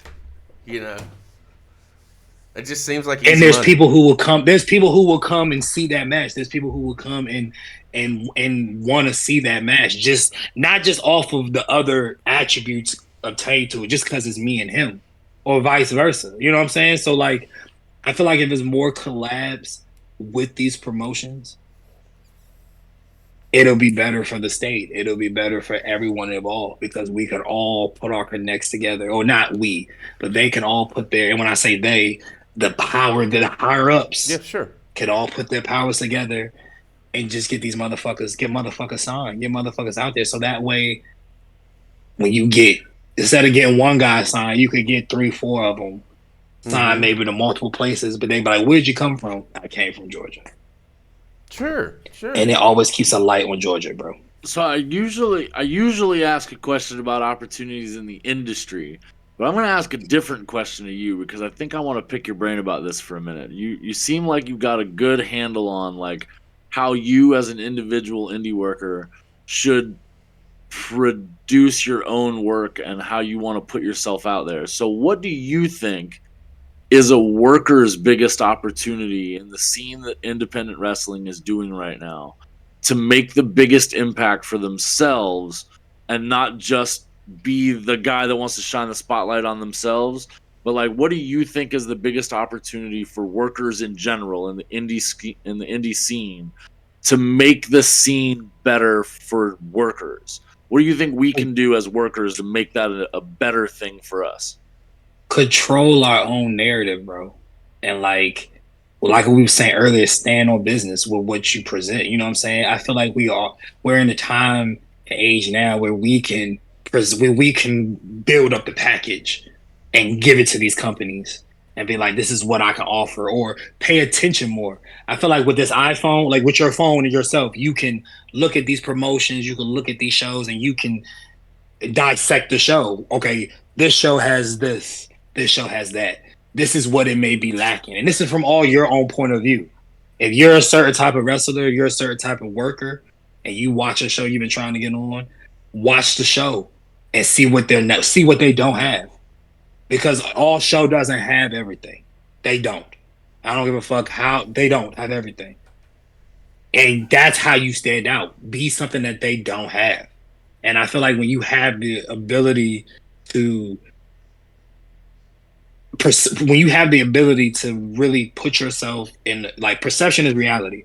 When you have the ability to put yourself out there how you want to be put out there from your point of view, it means more. So that way, if a company sees you, they see how your vision is with yourself. So you put yourself out. Let's say you want to be presented in a certain way, and you put your shit out like that.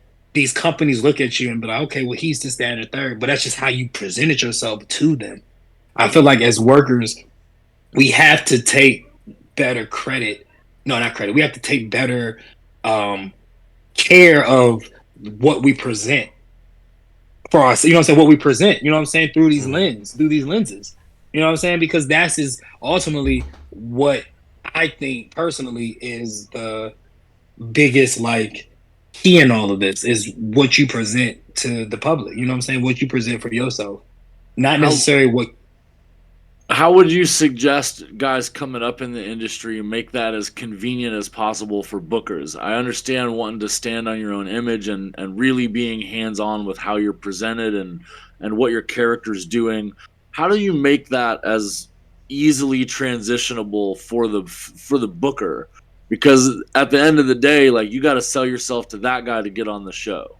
Mm-hmm. And while it's absolutely important to, like you said, stand on your business and do what you do and present yourself the way you want to be presented, what do you think is a good guideline for guys out there coming up to make that as easily transitionable into the product as possible? I have not a weird, but like, I don't really like playing politics, but in this business, you got to. And no, I'm not saying for guys coming up to kiss ass. I always told myself when I started, I would never kiss ass. Still to this day. You don't want to book me, bro? Okay. Don't. When you want to book me, then it's gonna be. Then we'll have that conversation, because now the yesterday's price is not today's price. You know what I'm saying? Like, it's gonna be one of them conversations. I feel like to get the promoter, you have to. A lot of promoters are marks for themselves. A lot of promoters are guys who did it, but then like they took a step all back. About spotlight. Yeah, it's all about the spotlight. They want to just, I wanted this, that, and the third. Fuck all that. For the guys and girls that are coming up, bro, my only investment advice to you, when as far as a promoter, bro, let them know what it is.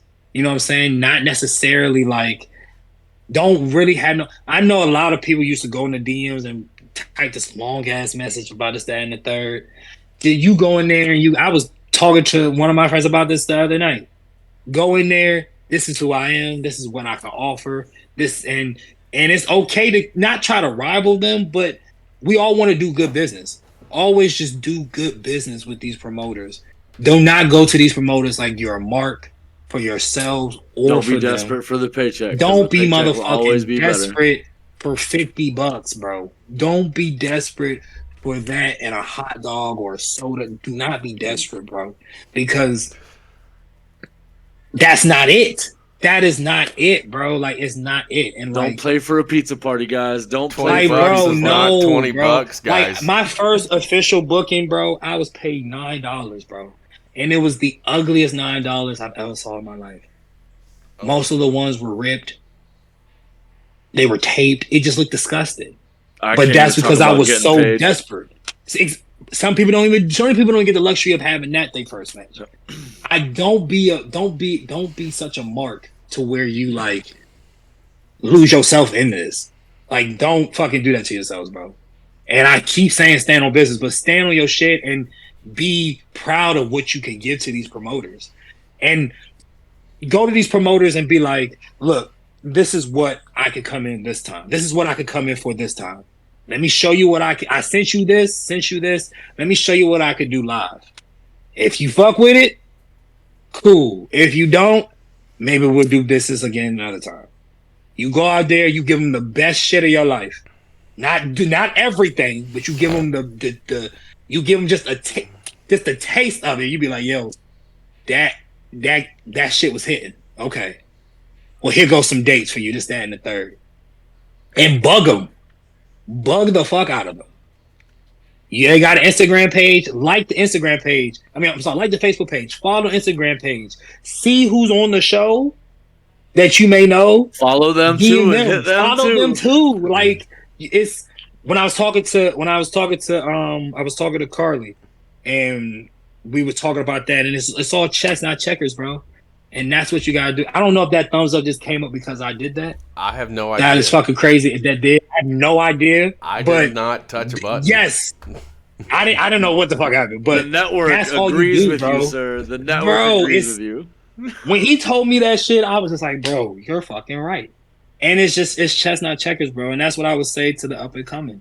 Like, bro, work hard, work smart, not hard. And when it's time to work hard, of course, show me a hard worker, but play the game, bro. That's why Triple H is one of the best of all time. Play the game. Mm-hmm. Play the fucking game, bro. You were talking there, and my ADD kicked in, and then it kicked right back in a second ago, and I remembered where I was going to go with the question, or not necessarily a question, but a statement. Oh yeah, I'm sorry if I'm so long-winded too, bro. Let me know. No, it's perfect. That's perfect. This is exactly what we're doing. We're having a conversation. Have you seen one of our shows before? Have you seen one of our live shows? Yeah, I do. Long-winded? Come on now. Look at you talking. I just know I can ramble on, bro. So let's go. Okay, good. It's fine. It reminded me because I go back to independent wrestling, how big it is and how it's growing everywhere, and promoters should work together. Like, I don't care who the promoter of the year is in a particular state. I don't give a fuck. Okay. What I care about is your state and are your companies thriving? If that is the case, are you drawing whatever your sellout looks like? If it's 100, what's your market look like? If it's 150, if it's 200, is it 500? Is it 1,000? Are you pushing? Are you inching closer to whatever that sellout looks like? And are you doing it with good talent?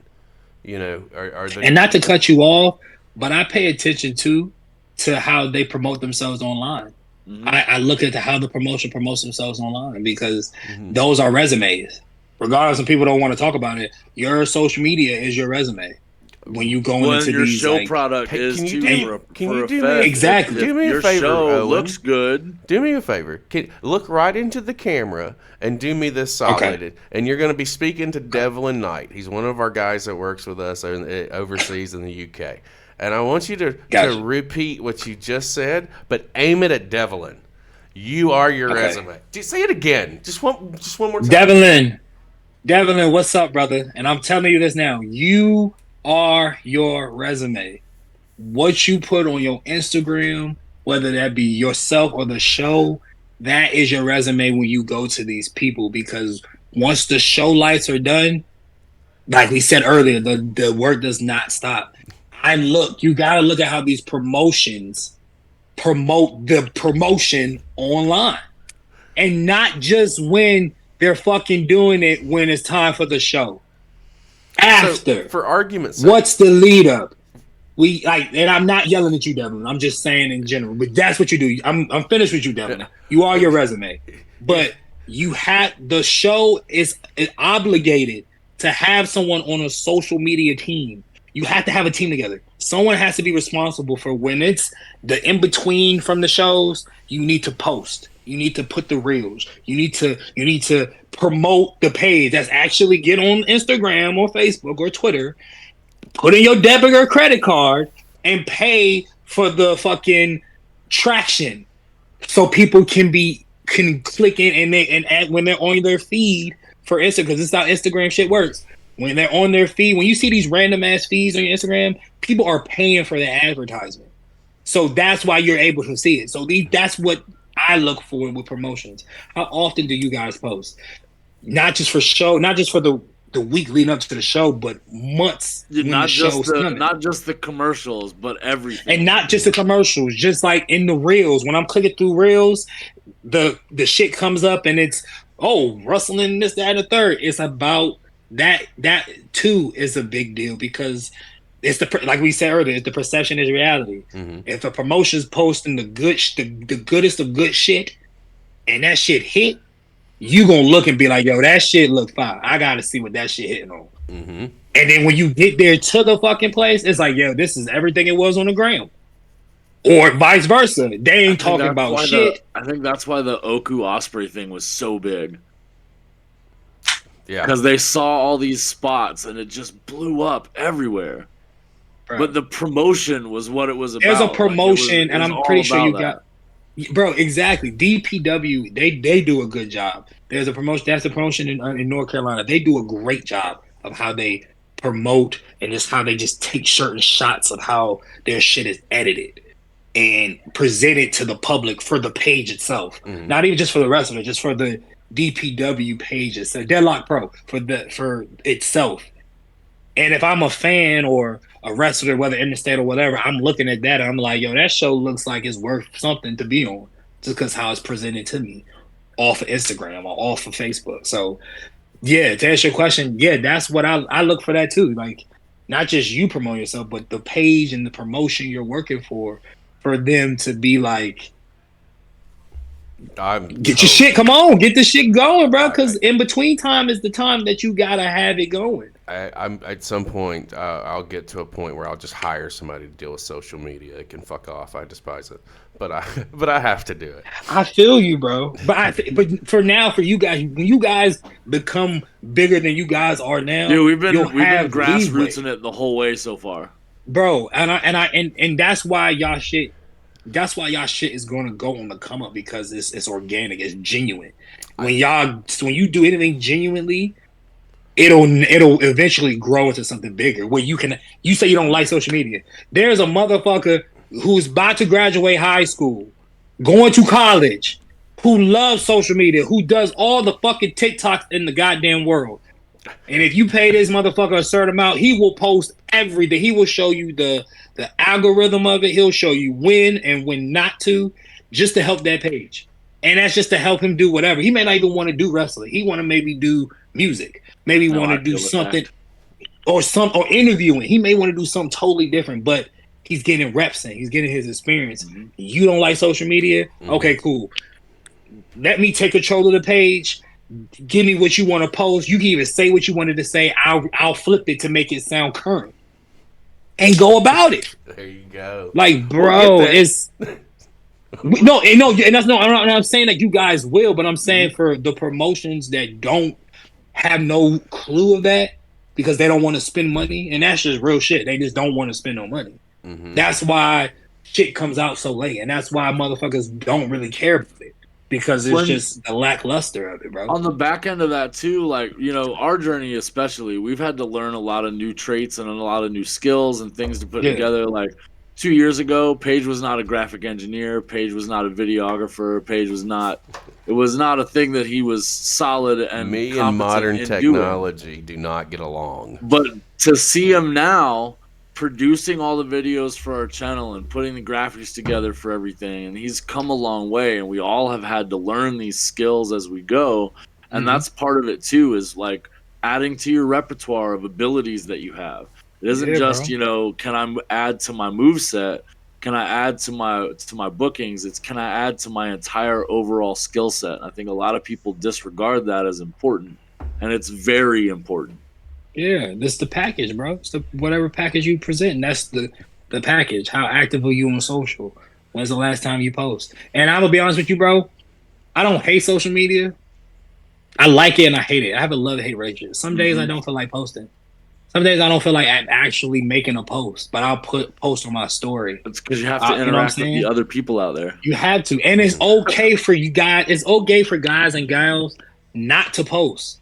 Don't feel like you're obligated to post because you see other wrestlers posted or other people posted, because that will waste a post, and you'll be sitting there sad as fuck because you're looking at one post that got all these fucking likes, and you post because that motherfucker posted, and you mad because your likes don't hit like his likes hit.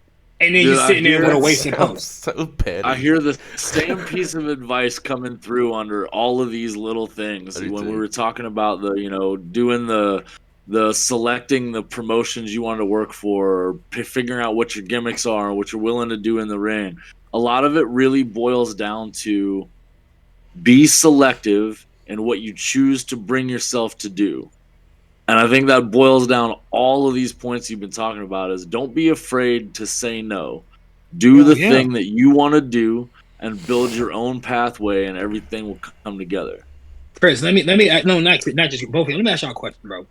When y'all first started wrestling and doing this, y'all can remember the first time y'all have seen wrestling, the first time that y'all genuinely fell in love with her. Y'all can remember that moment. Y'all know exactly what ECW y'all show was. Y'all know how it makes you feel to this day, bro. And y'all know that if you could talk to your little self, you can tell him or her that, yo, yeah, we did some shit. You know what I'm saying? You can never, ever forget that little motherfucker, bro. Regardless on how big that you get or how far you go, bro. You can never forget that. Mine's was my aunt took me and my brothers, and I think my sister too, to Cyber Sunday in 2007. It was Batista and Undertaker in the main event, and Stone Cold And JBL, I think, was a special guest referee, and Stone Cold had made an appearance. He became a special guest referee. But it was a moment that I never, ever will forget, bro. And as a little kid, that's some shit I will never forget. And I carry with that shit on because now I've main evented shows. Now I've been main events, and it's just baby steps to it. Mm-hmm. So you remember where y'all was at when you guys first main evented your first shows, or you got that loop, or like you were saying earlier, you took the Rana for Ricky. You know what I'm saying? Like, it's things that your little self would never in a million years think would fucking happen, and it fucking happened. And you just can't lose that. You can't lose that. I think if you lose that, it's pretty much over with, bro. My moment. No, I completely agree. My moment came in 1990. It was in Birmingham, the WWF house show. Yeah, this is before my time. All right, I know, here we go. I'm know. listening now. I'm listening now. Here we go. I know. And then John's got one too. I do. The moment is it was either late '89 or early '90. I can't remember the exact pinpoint. Boss Man Hogan were in the middle of their rivalry. It was a house show, and then we got the spot where Boss Man handcuffs Hogan. And I'm a kid. Like if it's '89, I'm 5, 6. If it's 90, I'm 7. Hogan. You believe in Santa Claus? It's crazy. Yeah. Rips the cuffs. It was that moment, sitting in the crowd at the Birmingham Jefferson Civic Center. I looked at my dad and I said, "I want to be a wrestler when I grow up." That's crazy. And he laughed. Fuck at me. yeah. But he was like, "Oh, okay. goddamn, Dad." No, I bet it was a joyful laugh though. It was like, hell yeah. It was one of those moments, right? This was the same show that I looked up at him to get permission to call Bobby Heenan a weasel. Like, it was great. It was because I was a kid. I didn't know if I was cussing or not. John, what was your moment? Yeah, I know. Tell a story. Mine was actually a little bit later than that. Mine was in 2000, the last ECW show in Jacksonville at the Morocco Shrine Auditorium, when Sandman came out and thousands of people stood up on their chairs and chanted his theme song, "Enter Sandman" by Metallica, word for word, and That's the whole crazy. place reverberated.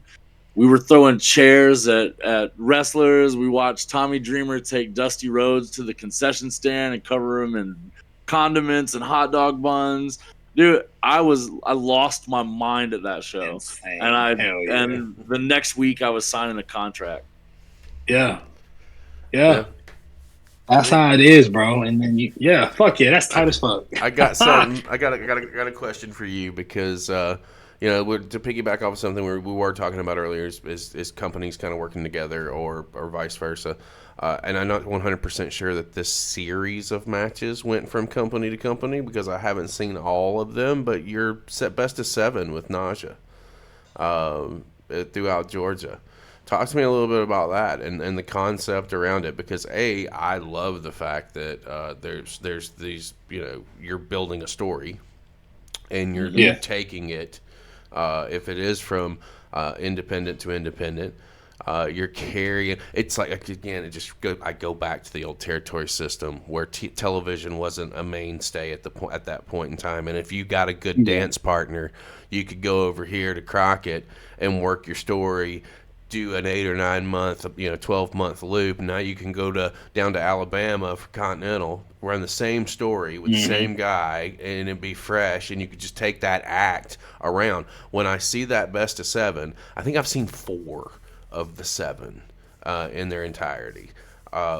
What does that look like, and how does that idea come about? And what was the creativity behind it to get the 7 full matches in? Which, side note, I know Naja's going to take a peek at this, and we will be talking to him.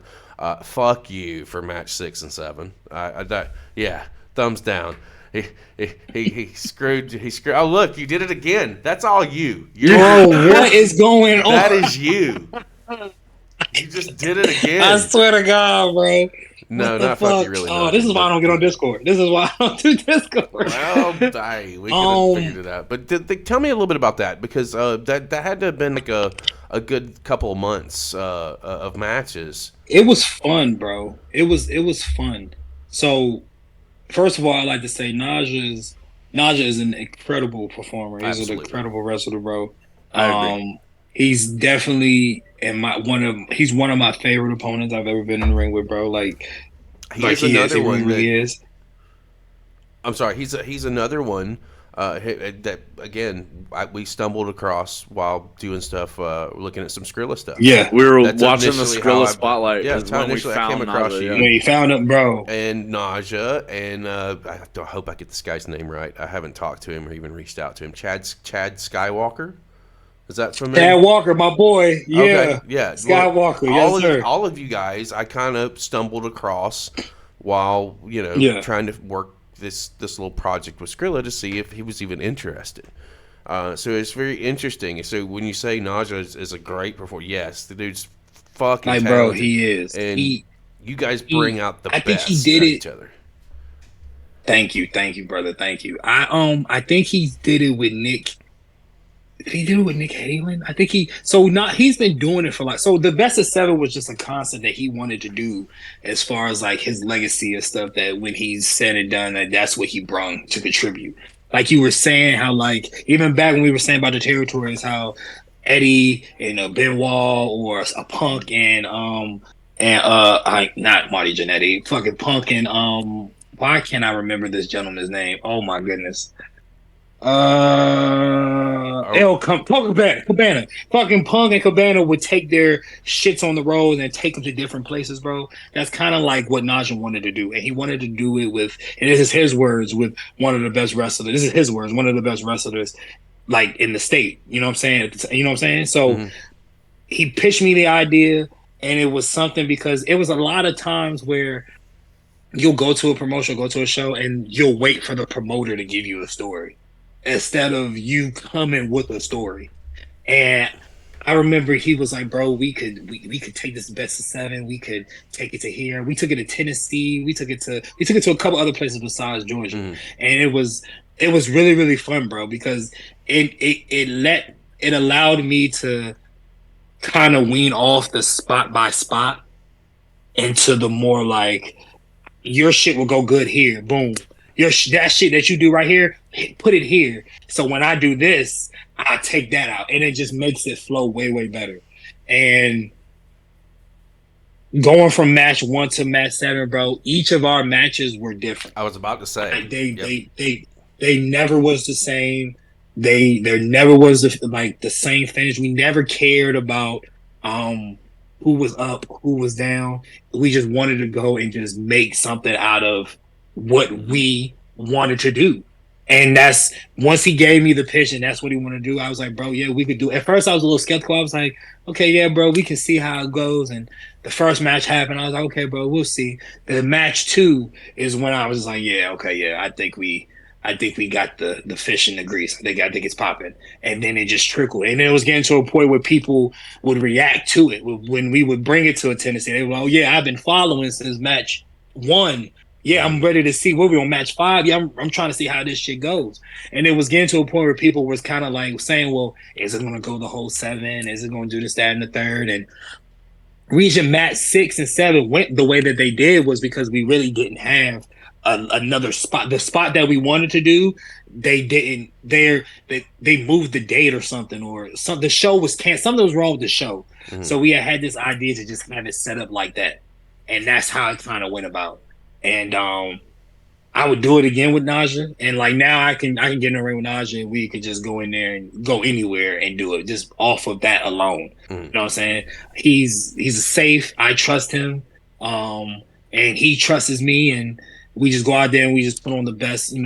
We just do the best magic we could do, and it was great. And I think it got a lot of I think it helped me and him in a way to kind of like build that credibility with an individual. I feel like one of the things that a lot of people do is don't build the credibility with just one person. They almost think it's wrong to. I'm not saying that you just gotta wrestle this motherfucker forever, but it's good to have some shit under your belt to where you look up one day, y'all on the same show, and then you be like, oh, we got 5-6 minutes. Okay, well, I know you do this, but I know you do this new shit, and I do this, so let's just put all this. I see you out there, brother, and then we'll go do what we got to do. So it was great. I loved it. It was fun. It was cool. He's fast as fuck. Very. Yes. He's fast as fuck.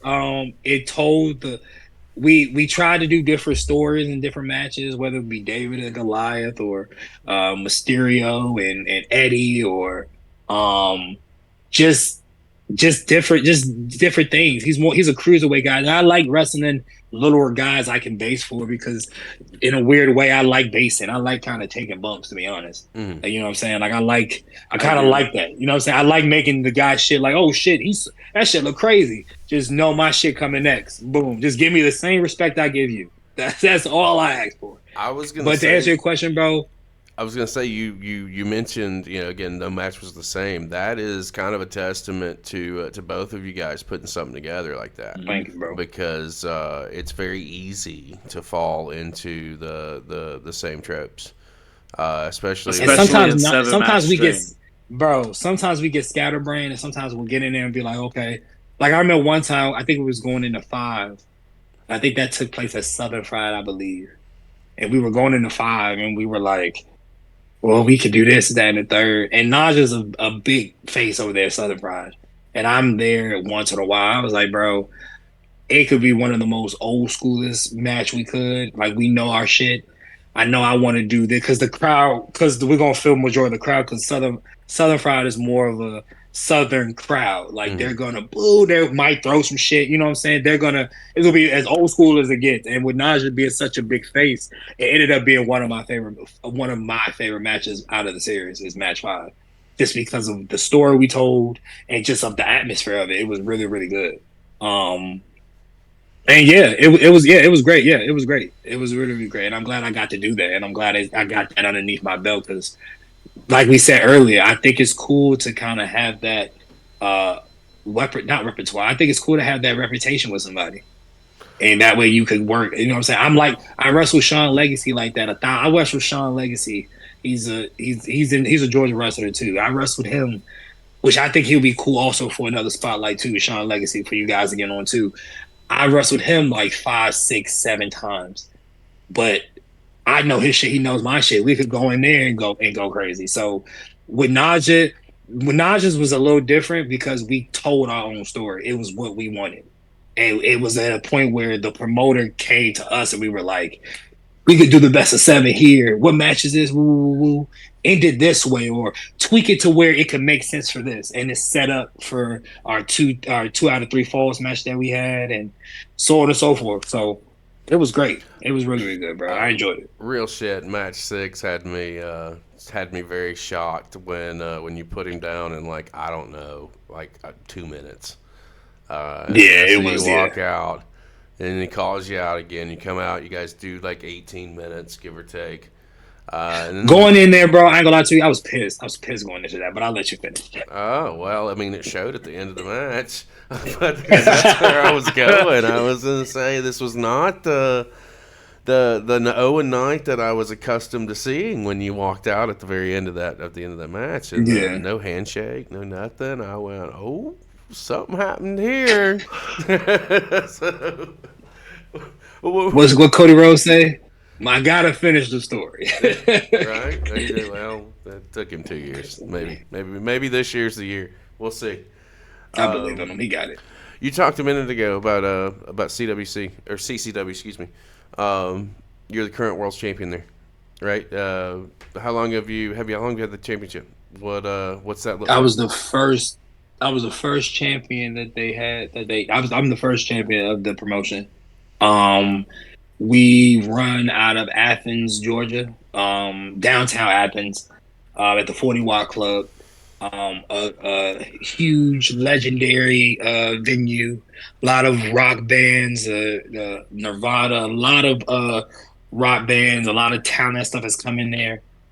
I think we're the first wrestling show there since maybe in the mid 90s, early 90s, bro.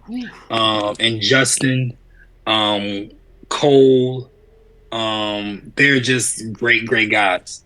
And like I was saying earlier, they want to bring the best talent to Classic City and just put on the best production they can.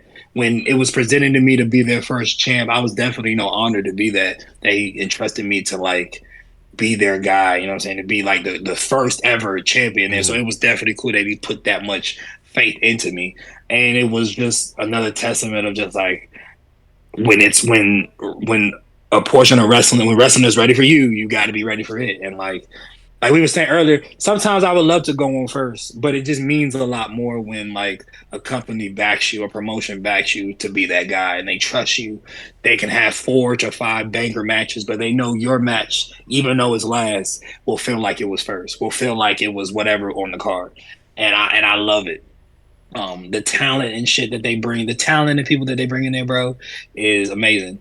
Um, it's never a dull moment. It's never a dull moment. But alcohol and wrestling should go together all the fucking time. It should definitely be a cutoff, but they go together well. Moderation And is the word. moderation is key, brother. And like it's great, bro. It's really really cool. I appreciate Justin. I fucks with Justin. I think Justin he's a kind hearted dude, and he just means well. And like that could be dangerous in a sea of sharks, but he doesn't even fucking worry about that shit because he moves to the beat of his own drum. He doesn't really give a fuck about what other else promotions going on. If we could do good business, we're gonna do good business. And that's what it is. And that's what Classic City is. Classic City is just a bunch of talented individuals who bring their talents from all over under one roof for an hour and a half, 2 hours, and the people have fun. Where there's live music, there's entertainment, there's fine women, there's fine guys in there. If that's what you're into. Like there's just like it's everything into one, bro, and it's great. I'm glad that I'm his champion over there. So yeah. How long have you been champ? Or actually, let me start with this. How old's the promotion?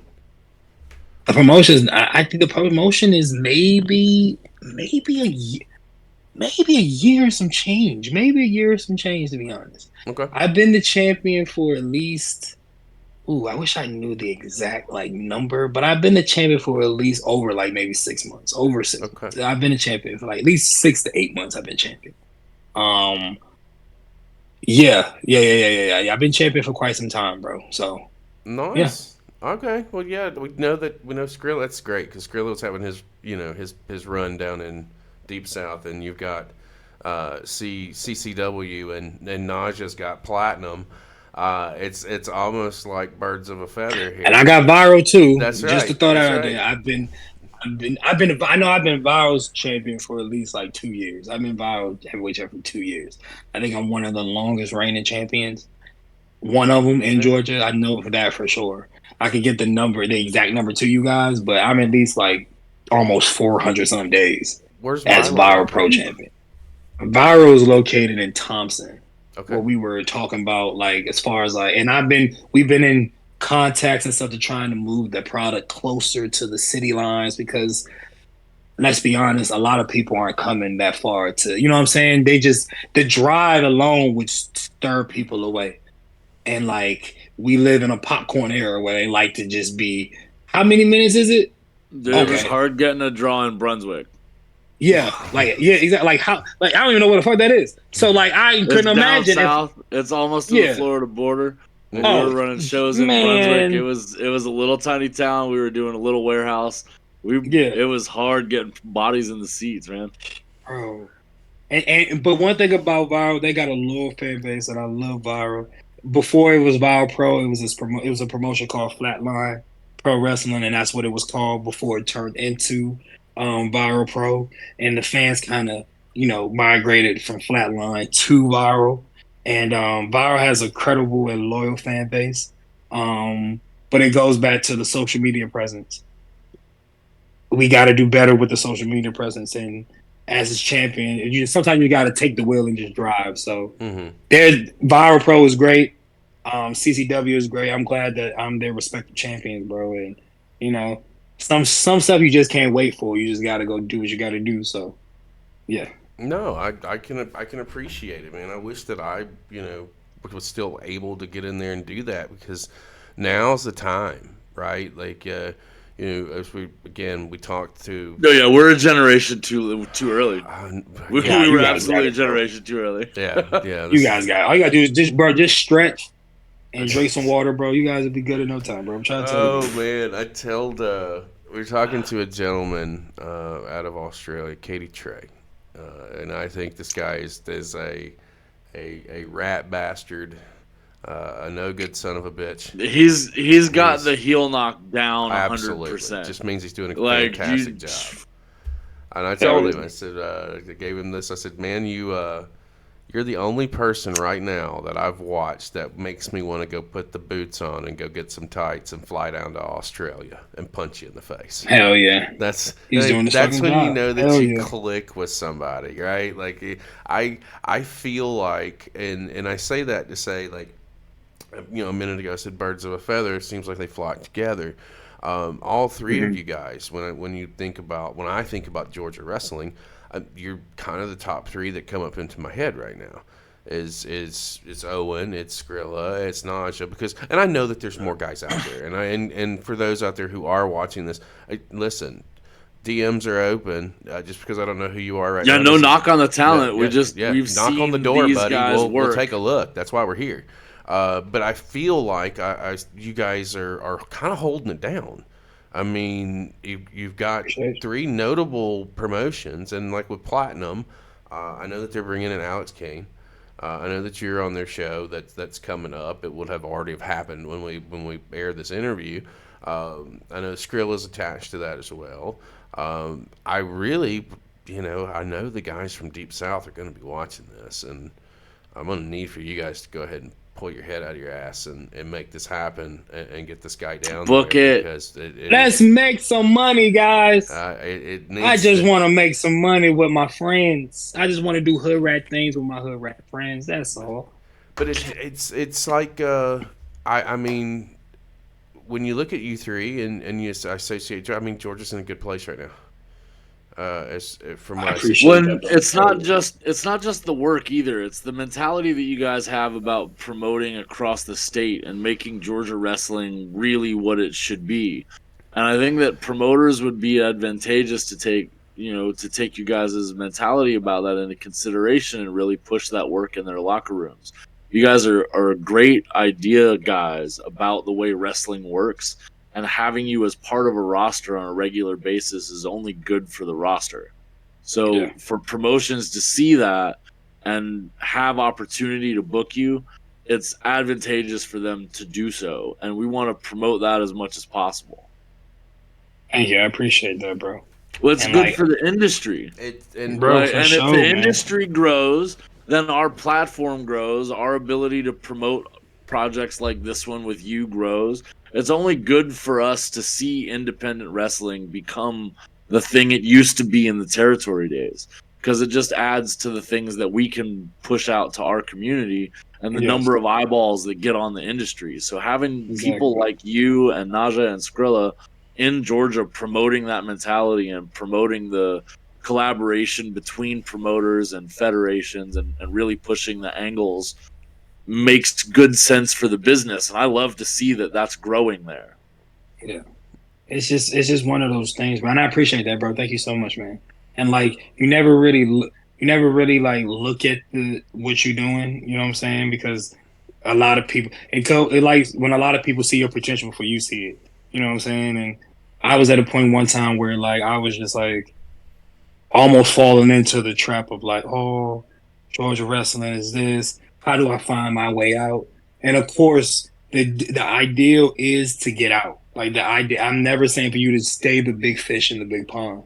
That's not what I'm saying at all. I'm saying once you get out, don't forget where you came from. If you're gonna be homegrown, be homegrown. And like when you step out to these bigger ponds with these other big fishes, you gotta carry yourself like a big fish to them other big fishes. Mm-hmm. And just relax and take it one lockup at a time.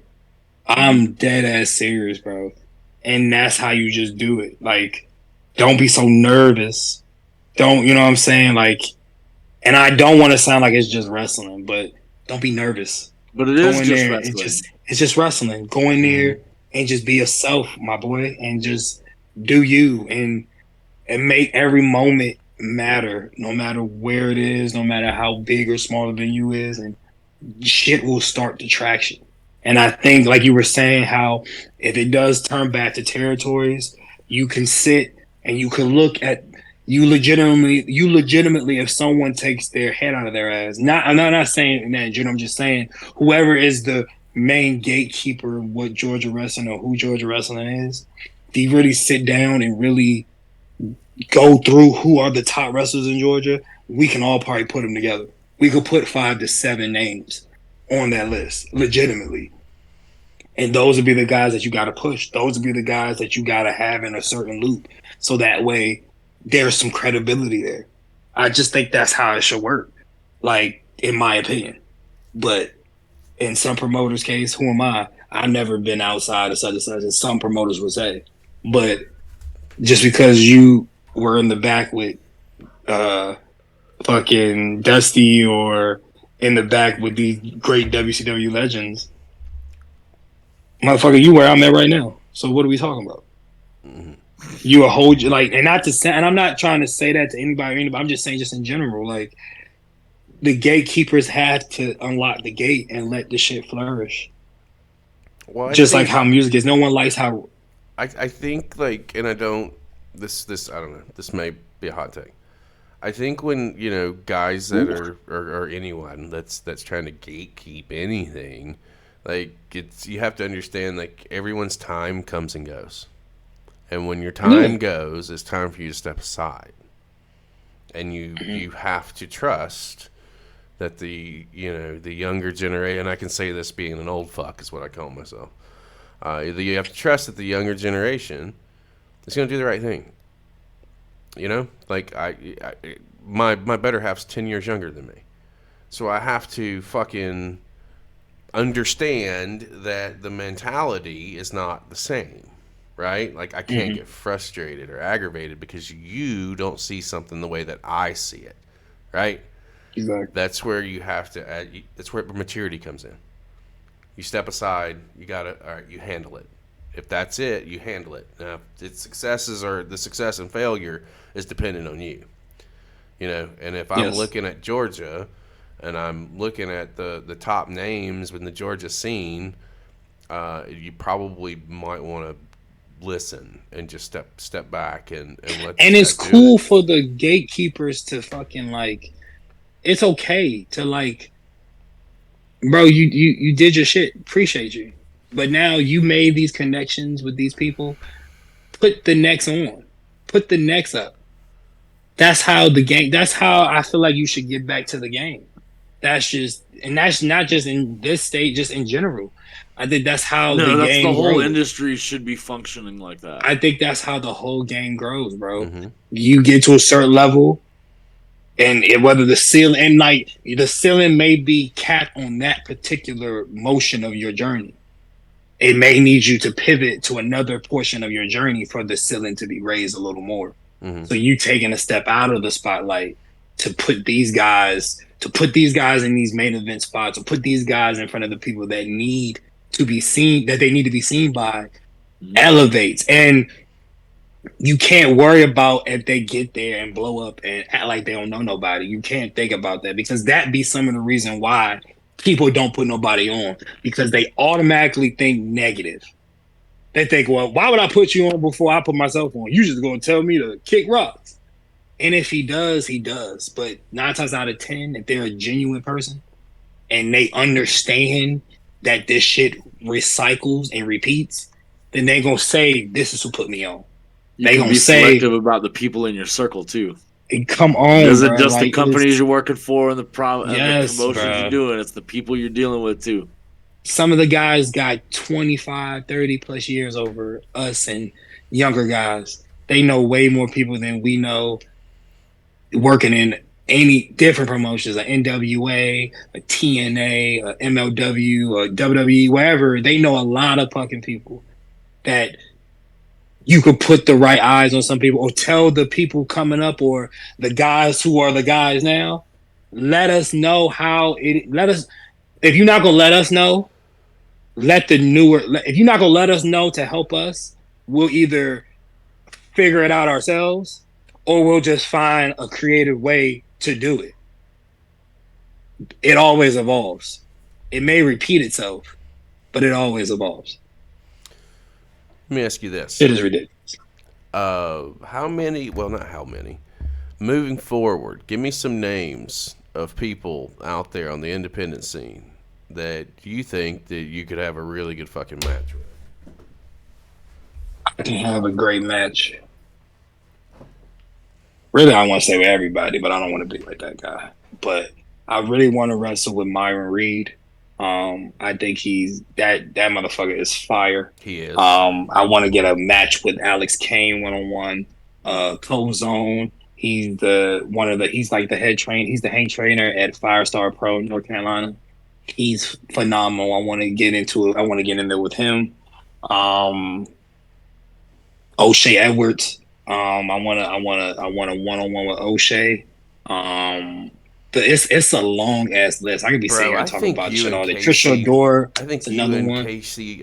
Casey Navarro would have a fucking killer match. Yes. You know, straight. I was about to say that too after I said Trish. I think that you and him would be phenomenal. I would love to wrestle Casey. I really, really would. I watched a few of his matches, bro, just to like when I was actually planning the best of 7, I watched a couple of like high pace, high flyer guys to try to compare myself, which when I got in there with Naja, I was cool. But like before, I just wanted to get some ideas and some cool little sequences to do, and he was one of them. And I feel like he's another one too. I feel like, bro, we'll go balls to the wall. It'll be great. We could tell a story. He has popularity. He has a swag, and I think we can mesh well. I really do. I think I would have. Yeah, he's fucking great, battle. I think it would be awesome. I'm sorry, don't put it in the universe. God, if you're listening, go ahead and make it work, big dog. But yeah, man, it's the list. The list to go on, bro. Yeah, the list goes on, and it's crazy that I'm drawing a blank. A Kevin Knight. I would definitely want to get in there and tear it up with a Kevin Knight. Who else? A movie Mike. The list just goes on, bro. It's a laundry list for sure, and it's a question. It's a laundry list of people, bro. If I had it in front of me, it still wouldn't be a lot. Yeah, when you put on the spot, it's kind of hard to answer that question, but I get it. There's several people that while we're putting you on the spot, you got championships. And the future of those championships is up in the air, you know. We never really know when we're going to drop a belt. But in your perfect utopia, where do you see yourself going with these belts, and how does that look for you going forward? I want to be not just a flagship, but like when you are a champion of something, it seems to be like when people become champions, the promotion kind of like, and it depends on who has the belt. They don't necessarily take a dive, but you got to realize that you're the person you're really one of the main people that's got to be like on it all the time. You're the face of the company. You're the face of the company, bro. And I feel like with these championships that I have, I want to not only be respected in a certain way, but I also want to set the standard. Like, don't come here with no bullshit. I don't wrestle like bullshit, so I don't expect you to. I don't give a fuck where you wrestled at before. I don't give a fuck how much TV time you get. I don't care. When you come to my promotion, and I only say mine because I'm the champion of the promotions, I'm not saying for you to wrestle. Like, go out there and act like you care. And I want to carry these championships. I want to make it seem like I care. When I step into these promotions, whether like I said, we're either first or last, I care about it. I care about the promotion. They entrusted in me to be that guy. Mm-hmm. And for a while, I was kind of in the midst of like you know what I'm saying? I was in the midst of like the promotion has to do this, when in reality, I really got to. And I know if I push it more, that they have no choice but to get behind me. You know what I'm saying? Because if the head of the snake works, then the rest of the body will work. The rest of the body can't work, and the head of the snake is like, y'all ready? All right, cool. You know what I'm saying? Don't work like that, bro. So me being their champion, bro, I want to take it to as far as I can. I want to get eyes on the promotion, on myself, on the people that come through the promotion, no matter where you are on the card, bro. I want to just get better eyes on the scene itself, so we all can make some cheese and buy our mama some Christmas gifts. Like, you know what I'm saying? So like, that's just what it is, bro. So like, me being their champion, this is the mentality that I'm talking about. Like, where I bro, feel like like, you got a good head for being a worker in the business. I appreciate that, bro. Like, we all wanna be the guy. We all want to, but we don't understand that when we are the guy, if it's not on a certain level, we don't think that we're the guy. But we have to believe we're the guy before people can believe that we're the guy. If that makes sense. Well, yeah. Because if we don't believe it, they're not going to give a fuck about issue. You've got if I don't believe that, if I don't carry myself like I'm a and I don't really like to toot my horn about it, but if I really come up with my shit and really be like, I'm one of the longest reigning champions in Georgia, you put me in the ring with anybody, I'm gonna have the best match, regardless of how long they've been working. I can take a green guy and make him look like a star. I can take a star and make us look like two phenomenal stars, and vice versa. But I'm going in there and I'm giving my best at it, because for that particular time, and that's another thing, for that particular time, somebody may see you and they only see you for 15 to 25 minutes. They have no idea you've been doing this shit for years. They just see you for those minutes. And they just be like, oh, okay, cool. So I go into every match like that. Like, there's either a new motherfucker out there that this is their first time going to see me. They could either think I just started wrestling 15 minutes ago, or they could think I've been wrestling for some time and I know what I'm doing. Either way, the mission is to go in there and leave the best first impression. And as the champion of one of the two top promotions in Georgia, it hit different. It just hit different. John can attest to this. I can usually determine whether or not I want to see more from somebody about 5 or 6 minutes when it comes to a match. And if I know within that 5 or 6 minutes, if I'm gonna go out of my way to look up more matches, right? Because again, time is money, if you will. It's only currency you can't get back. I'm just saying. Well, time's also the only commodity we haven't figured out a way to farm for more. That's true. Very good point. But I can usually get it, and it takes, and I'm not trying to say that like I'm a wrestling snob fan or what have you, but I like to think that being involved in it for several years, watching it for on and off, I'd kind of like to think that I kind of have an idea, same as John, as to what good wrestling is and what is good wrestling, right? What is that? What's good wrestling? Can you tell a story? It's all our own opinion, really, right. But hey. Can you tell a story? No, facts. Do you captivate my attention? And that's the big thing. Can you keep my attention? And my attention's not easy to keep. And are you entertaining? Like, story, attention keeper, entertaining. If you fuck up, you fuck up. It happens all the time, right? They don't know. The fans don't know. They don't know. Play cool, brother. Well, but you can have a massive fuck up that everybody sees, but it's in your recovery too. If your recovery's solid, then it doesn't matter. Yep. Yes. That's another big piece of it. That's a big fact. Big fact. Yeah, that's a gym, guys. Make sure y'all listen to that. That's a gym for the show. That's what if we're watching something on a Monday night. If somebody screws up in the ring, because we don't know what we're watching. I don't know if you know a little bit about our programming. When we do a live show on Monday night inside the Innings, we do it blind. A random independent show. We don't know what we're watching. We don't know who's on the card. We throw it up and we start watching it, right? We have a live stream, and our gals that follow our channels are usually hanging out with us and watching it with us. So we don't know. And that's how we discover people. Like, we'll throw on a random show from fucking Paducah, Kentucky. And maybe there's 2 people. We have, actually. We have. Maybe there's 1 or 2 people on there that are like, all right, this show may not have been the best. But those 2 guys. But these 2 guys knew what they were doing, and I want to see more about that. Exactly, that's how it just kind of steamrolls. But I think it's one of them things to, like you said, it's just like you see a whole show and like there's good wrestling and then there's bad wrestling, but you took the whole show and you found something to come back to or something to follow with.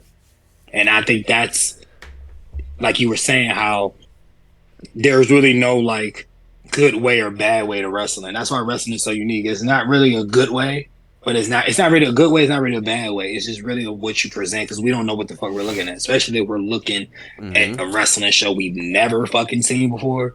They could get on there and they could jaw jack for fucking 5 minutes, and we just sit there and be like, okay, well, let's see. But it's just their perception of how they perceive wrestling. So I get what you were saying for sure, bro. Hell yeah. When the fans are so fickle that everything is viable. So even a bad show might be somebody's favorite event. We don't know. Everybody's got their own opinion. Wrestling fans are notoriously just disgusting with how we develop and what we consume in the product. What does that show, what does that show do though? It brings everybody together. And that's where we go back to professional wrestling brings everybody together. Listen, bro, it does, bro. I know that we have eaten up like a lot of time. I did not know that we had ran this long. John, I'm not gonna lie to you guys. I've actually been having fun. You guys actually let me talk, and that's kind of crazy. I've actually been having fun. I'm not gonna lie to you. Okay. But I feel it though. I'm having a great time. Just saying. I don't know how long is it going, do you know? It's almost 2.5 hours. 2.5 hours. So yeah, you beat Skrilla. Not that it's a race. But Naja's going to be coming on next, so I guarantee you he's going to push 3 hours. Oh boy, that boy loves to talk. Probably around 3 hours with Naja, and then I'm gonna say a 4-hour special. Y'all gonna have to do it in parts. I'm just letting y'all know now. Y'all have to do it in parts. This will be a part 1, part 2, and maybe a part 3. John, do you have a closing question for Owen before we let him go for the night?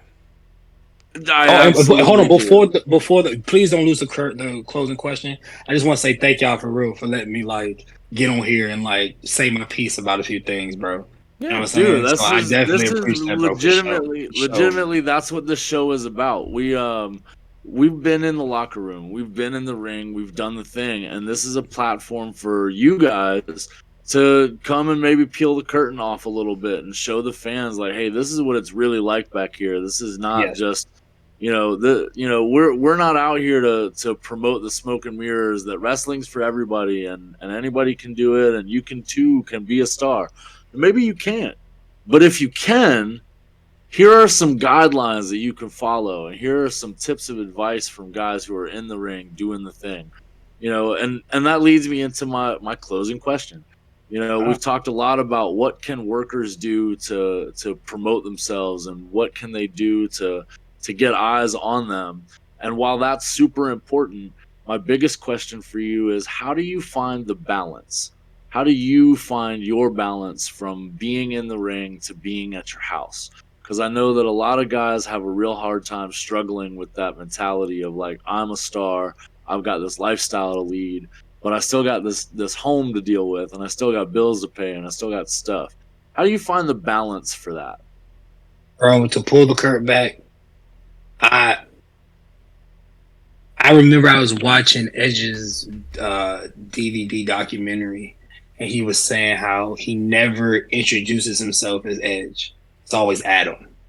And like when I first started, bro, I would tell people my real name. My real name was Ryan. I would go and tell people like, hi, I'm such and such, such and such. But then if I'm around workers or whatever, I would tell them, this is Owen, this, that, and the third. I know when to kind of cut Owen off. And like when I'm at home, I'm me. I'm either on the phone with my mom, or I'm calling my brother, or I'm online with the gaming with my friends and shit like that, bro. Or I'm at work. I'm a bartender. I'm at work. So like, it's very, very important to have a separation with it. And I understand that it gets hard because some people really just be, sometimes you get lost in the gimmick, dude. Yeah. Sometimes you get lost in the sauce and the gimmick, and you think that you gotta be who you are on screen 24/7. If I was Owen Knight 24/7, I would have no friends. I would have no friends. If I was on, I'm loud, obnoxious, I'm in your face. If you say something wrong to me, I'm going to hit you.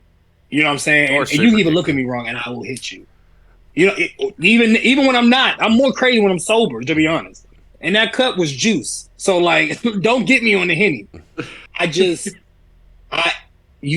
always learned to try to have a different balance, and it's good to have a core people around you to kind of level you. Which for me is my family. It's Chad being one of my like my brother. We lived together before. Like people like that keeping me grounded and not necessarily humbling me, but just letting me know, like, bro, take a step back You're from floating. that. You might need to sit down for a minute. Yeah, bro, you cool, you chilling, you okay? You seem a little angry, you seem a little frustrated. Woosah and come back to it. You know what I'm saying? You got real life problems, but it's good to escape sometimes. And I understand sometimes people live in the gimmick because they don't know how to handle real problems. And when I tell you guys this, I take each day, day by day. I used to think days in ahead, and we know tomorrow is not promised. And when I tell you I take things day by day because it just puts less stress on me, and like it helps because each day you'll be a different person. You wake up, you're gonna be a different John. You wake up, you're gonna be a different Chris. Not saying it's gonna be different personalities, but you may not feel 110%. You may feel 50. You may feel 75. You may feel 20. You may not feel like doing shit. You know what I'm saying? But you gotta promote the cast. You gotta watch. You maybe not want to watch this fucking show. You gotta sit and watch, but you guys gonna watch it because you have a passion for it. But you guys know how to channel it and cut it off. When I'm Owen, I'm Owen. I'm here for business. We could talk about business. We want to talk about family life. It's very brief when I'm Owen. It's never. I rarely try to bring up my family when I'm Owen because I'm here. Some people will take what you say about your family and use it against you in terrible times because that's just how all people ain't good people.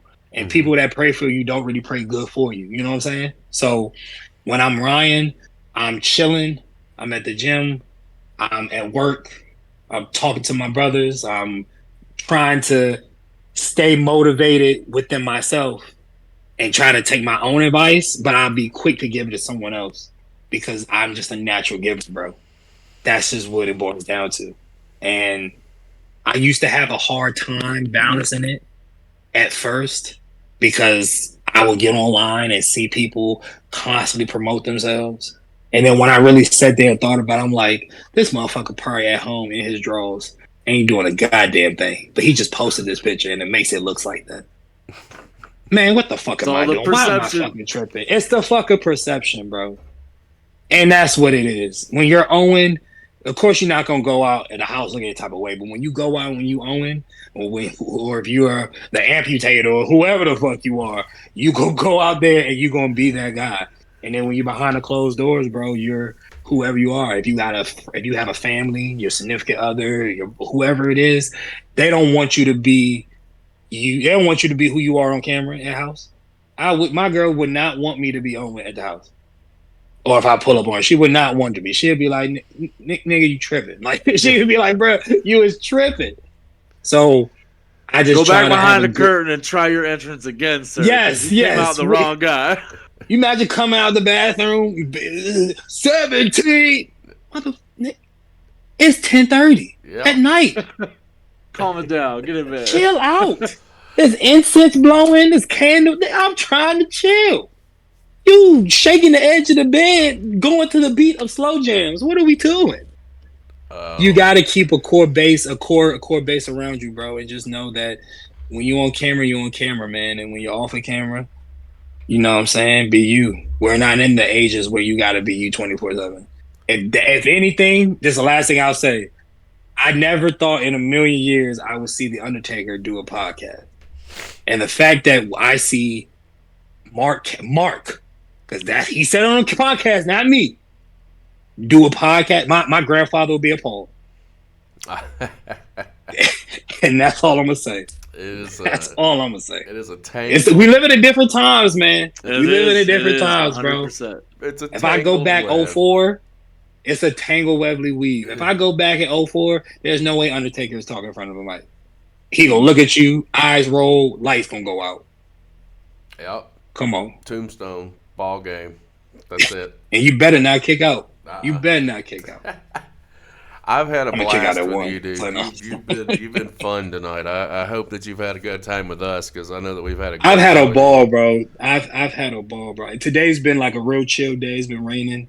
I went to the gym a little earlier, and I kind of just chilled around the house and got some shit done, and I was really looking forward to it. That's why I asked you. I was like, "Is this a video thing?" I had to get the fucking setup and everything. So, no, I had fun, bro, and I definitely would like to be back on for definitely We a definitely shorter want to have pod. you back. Oh yeah, no. Appreciate it, guys. Appreciate We'll it. There's other projects that we're working on in the background. The other things that we've got going on, dude. You definitely come and join us. Do some other stuff. We've got some shorter form content that we're looking at. Some Hell watch yeah. alongs, some things going on. Definitely going to enjoy having. And you if you back and do guys are some in the other area, bro, projects. I'll pull up to you guys, bro, and we can make it like a joint thing, bro. We could do what we can make it. Yeah, we could do something cool, bro, and just push the shit forward.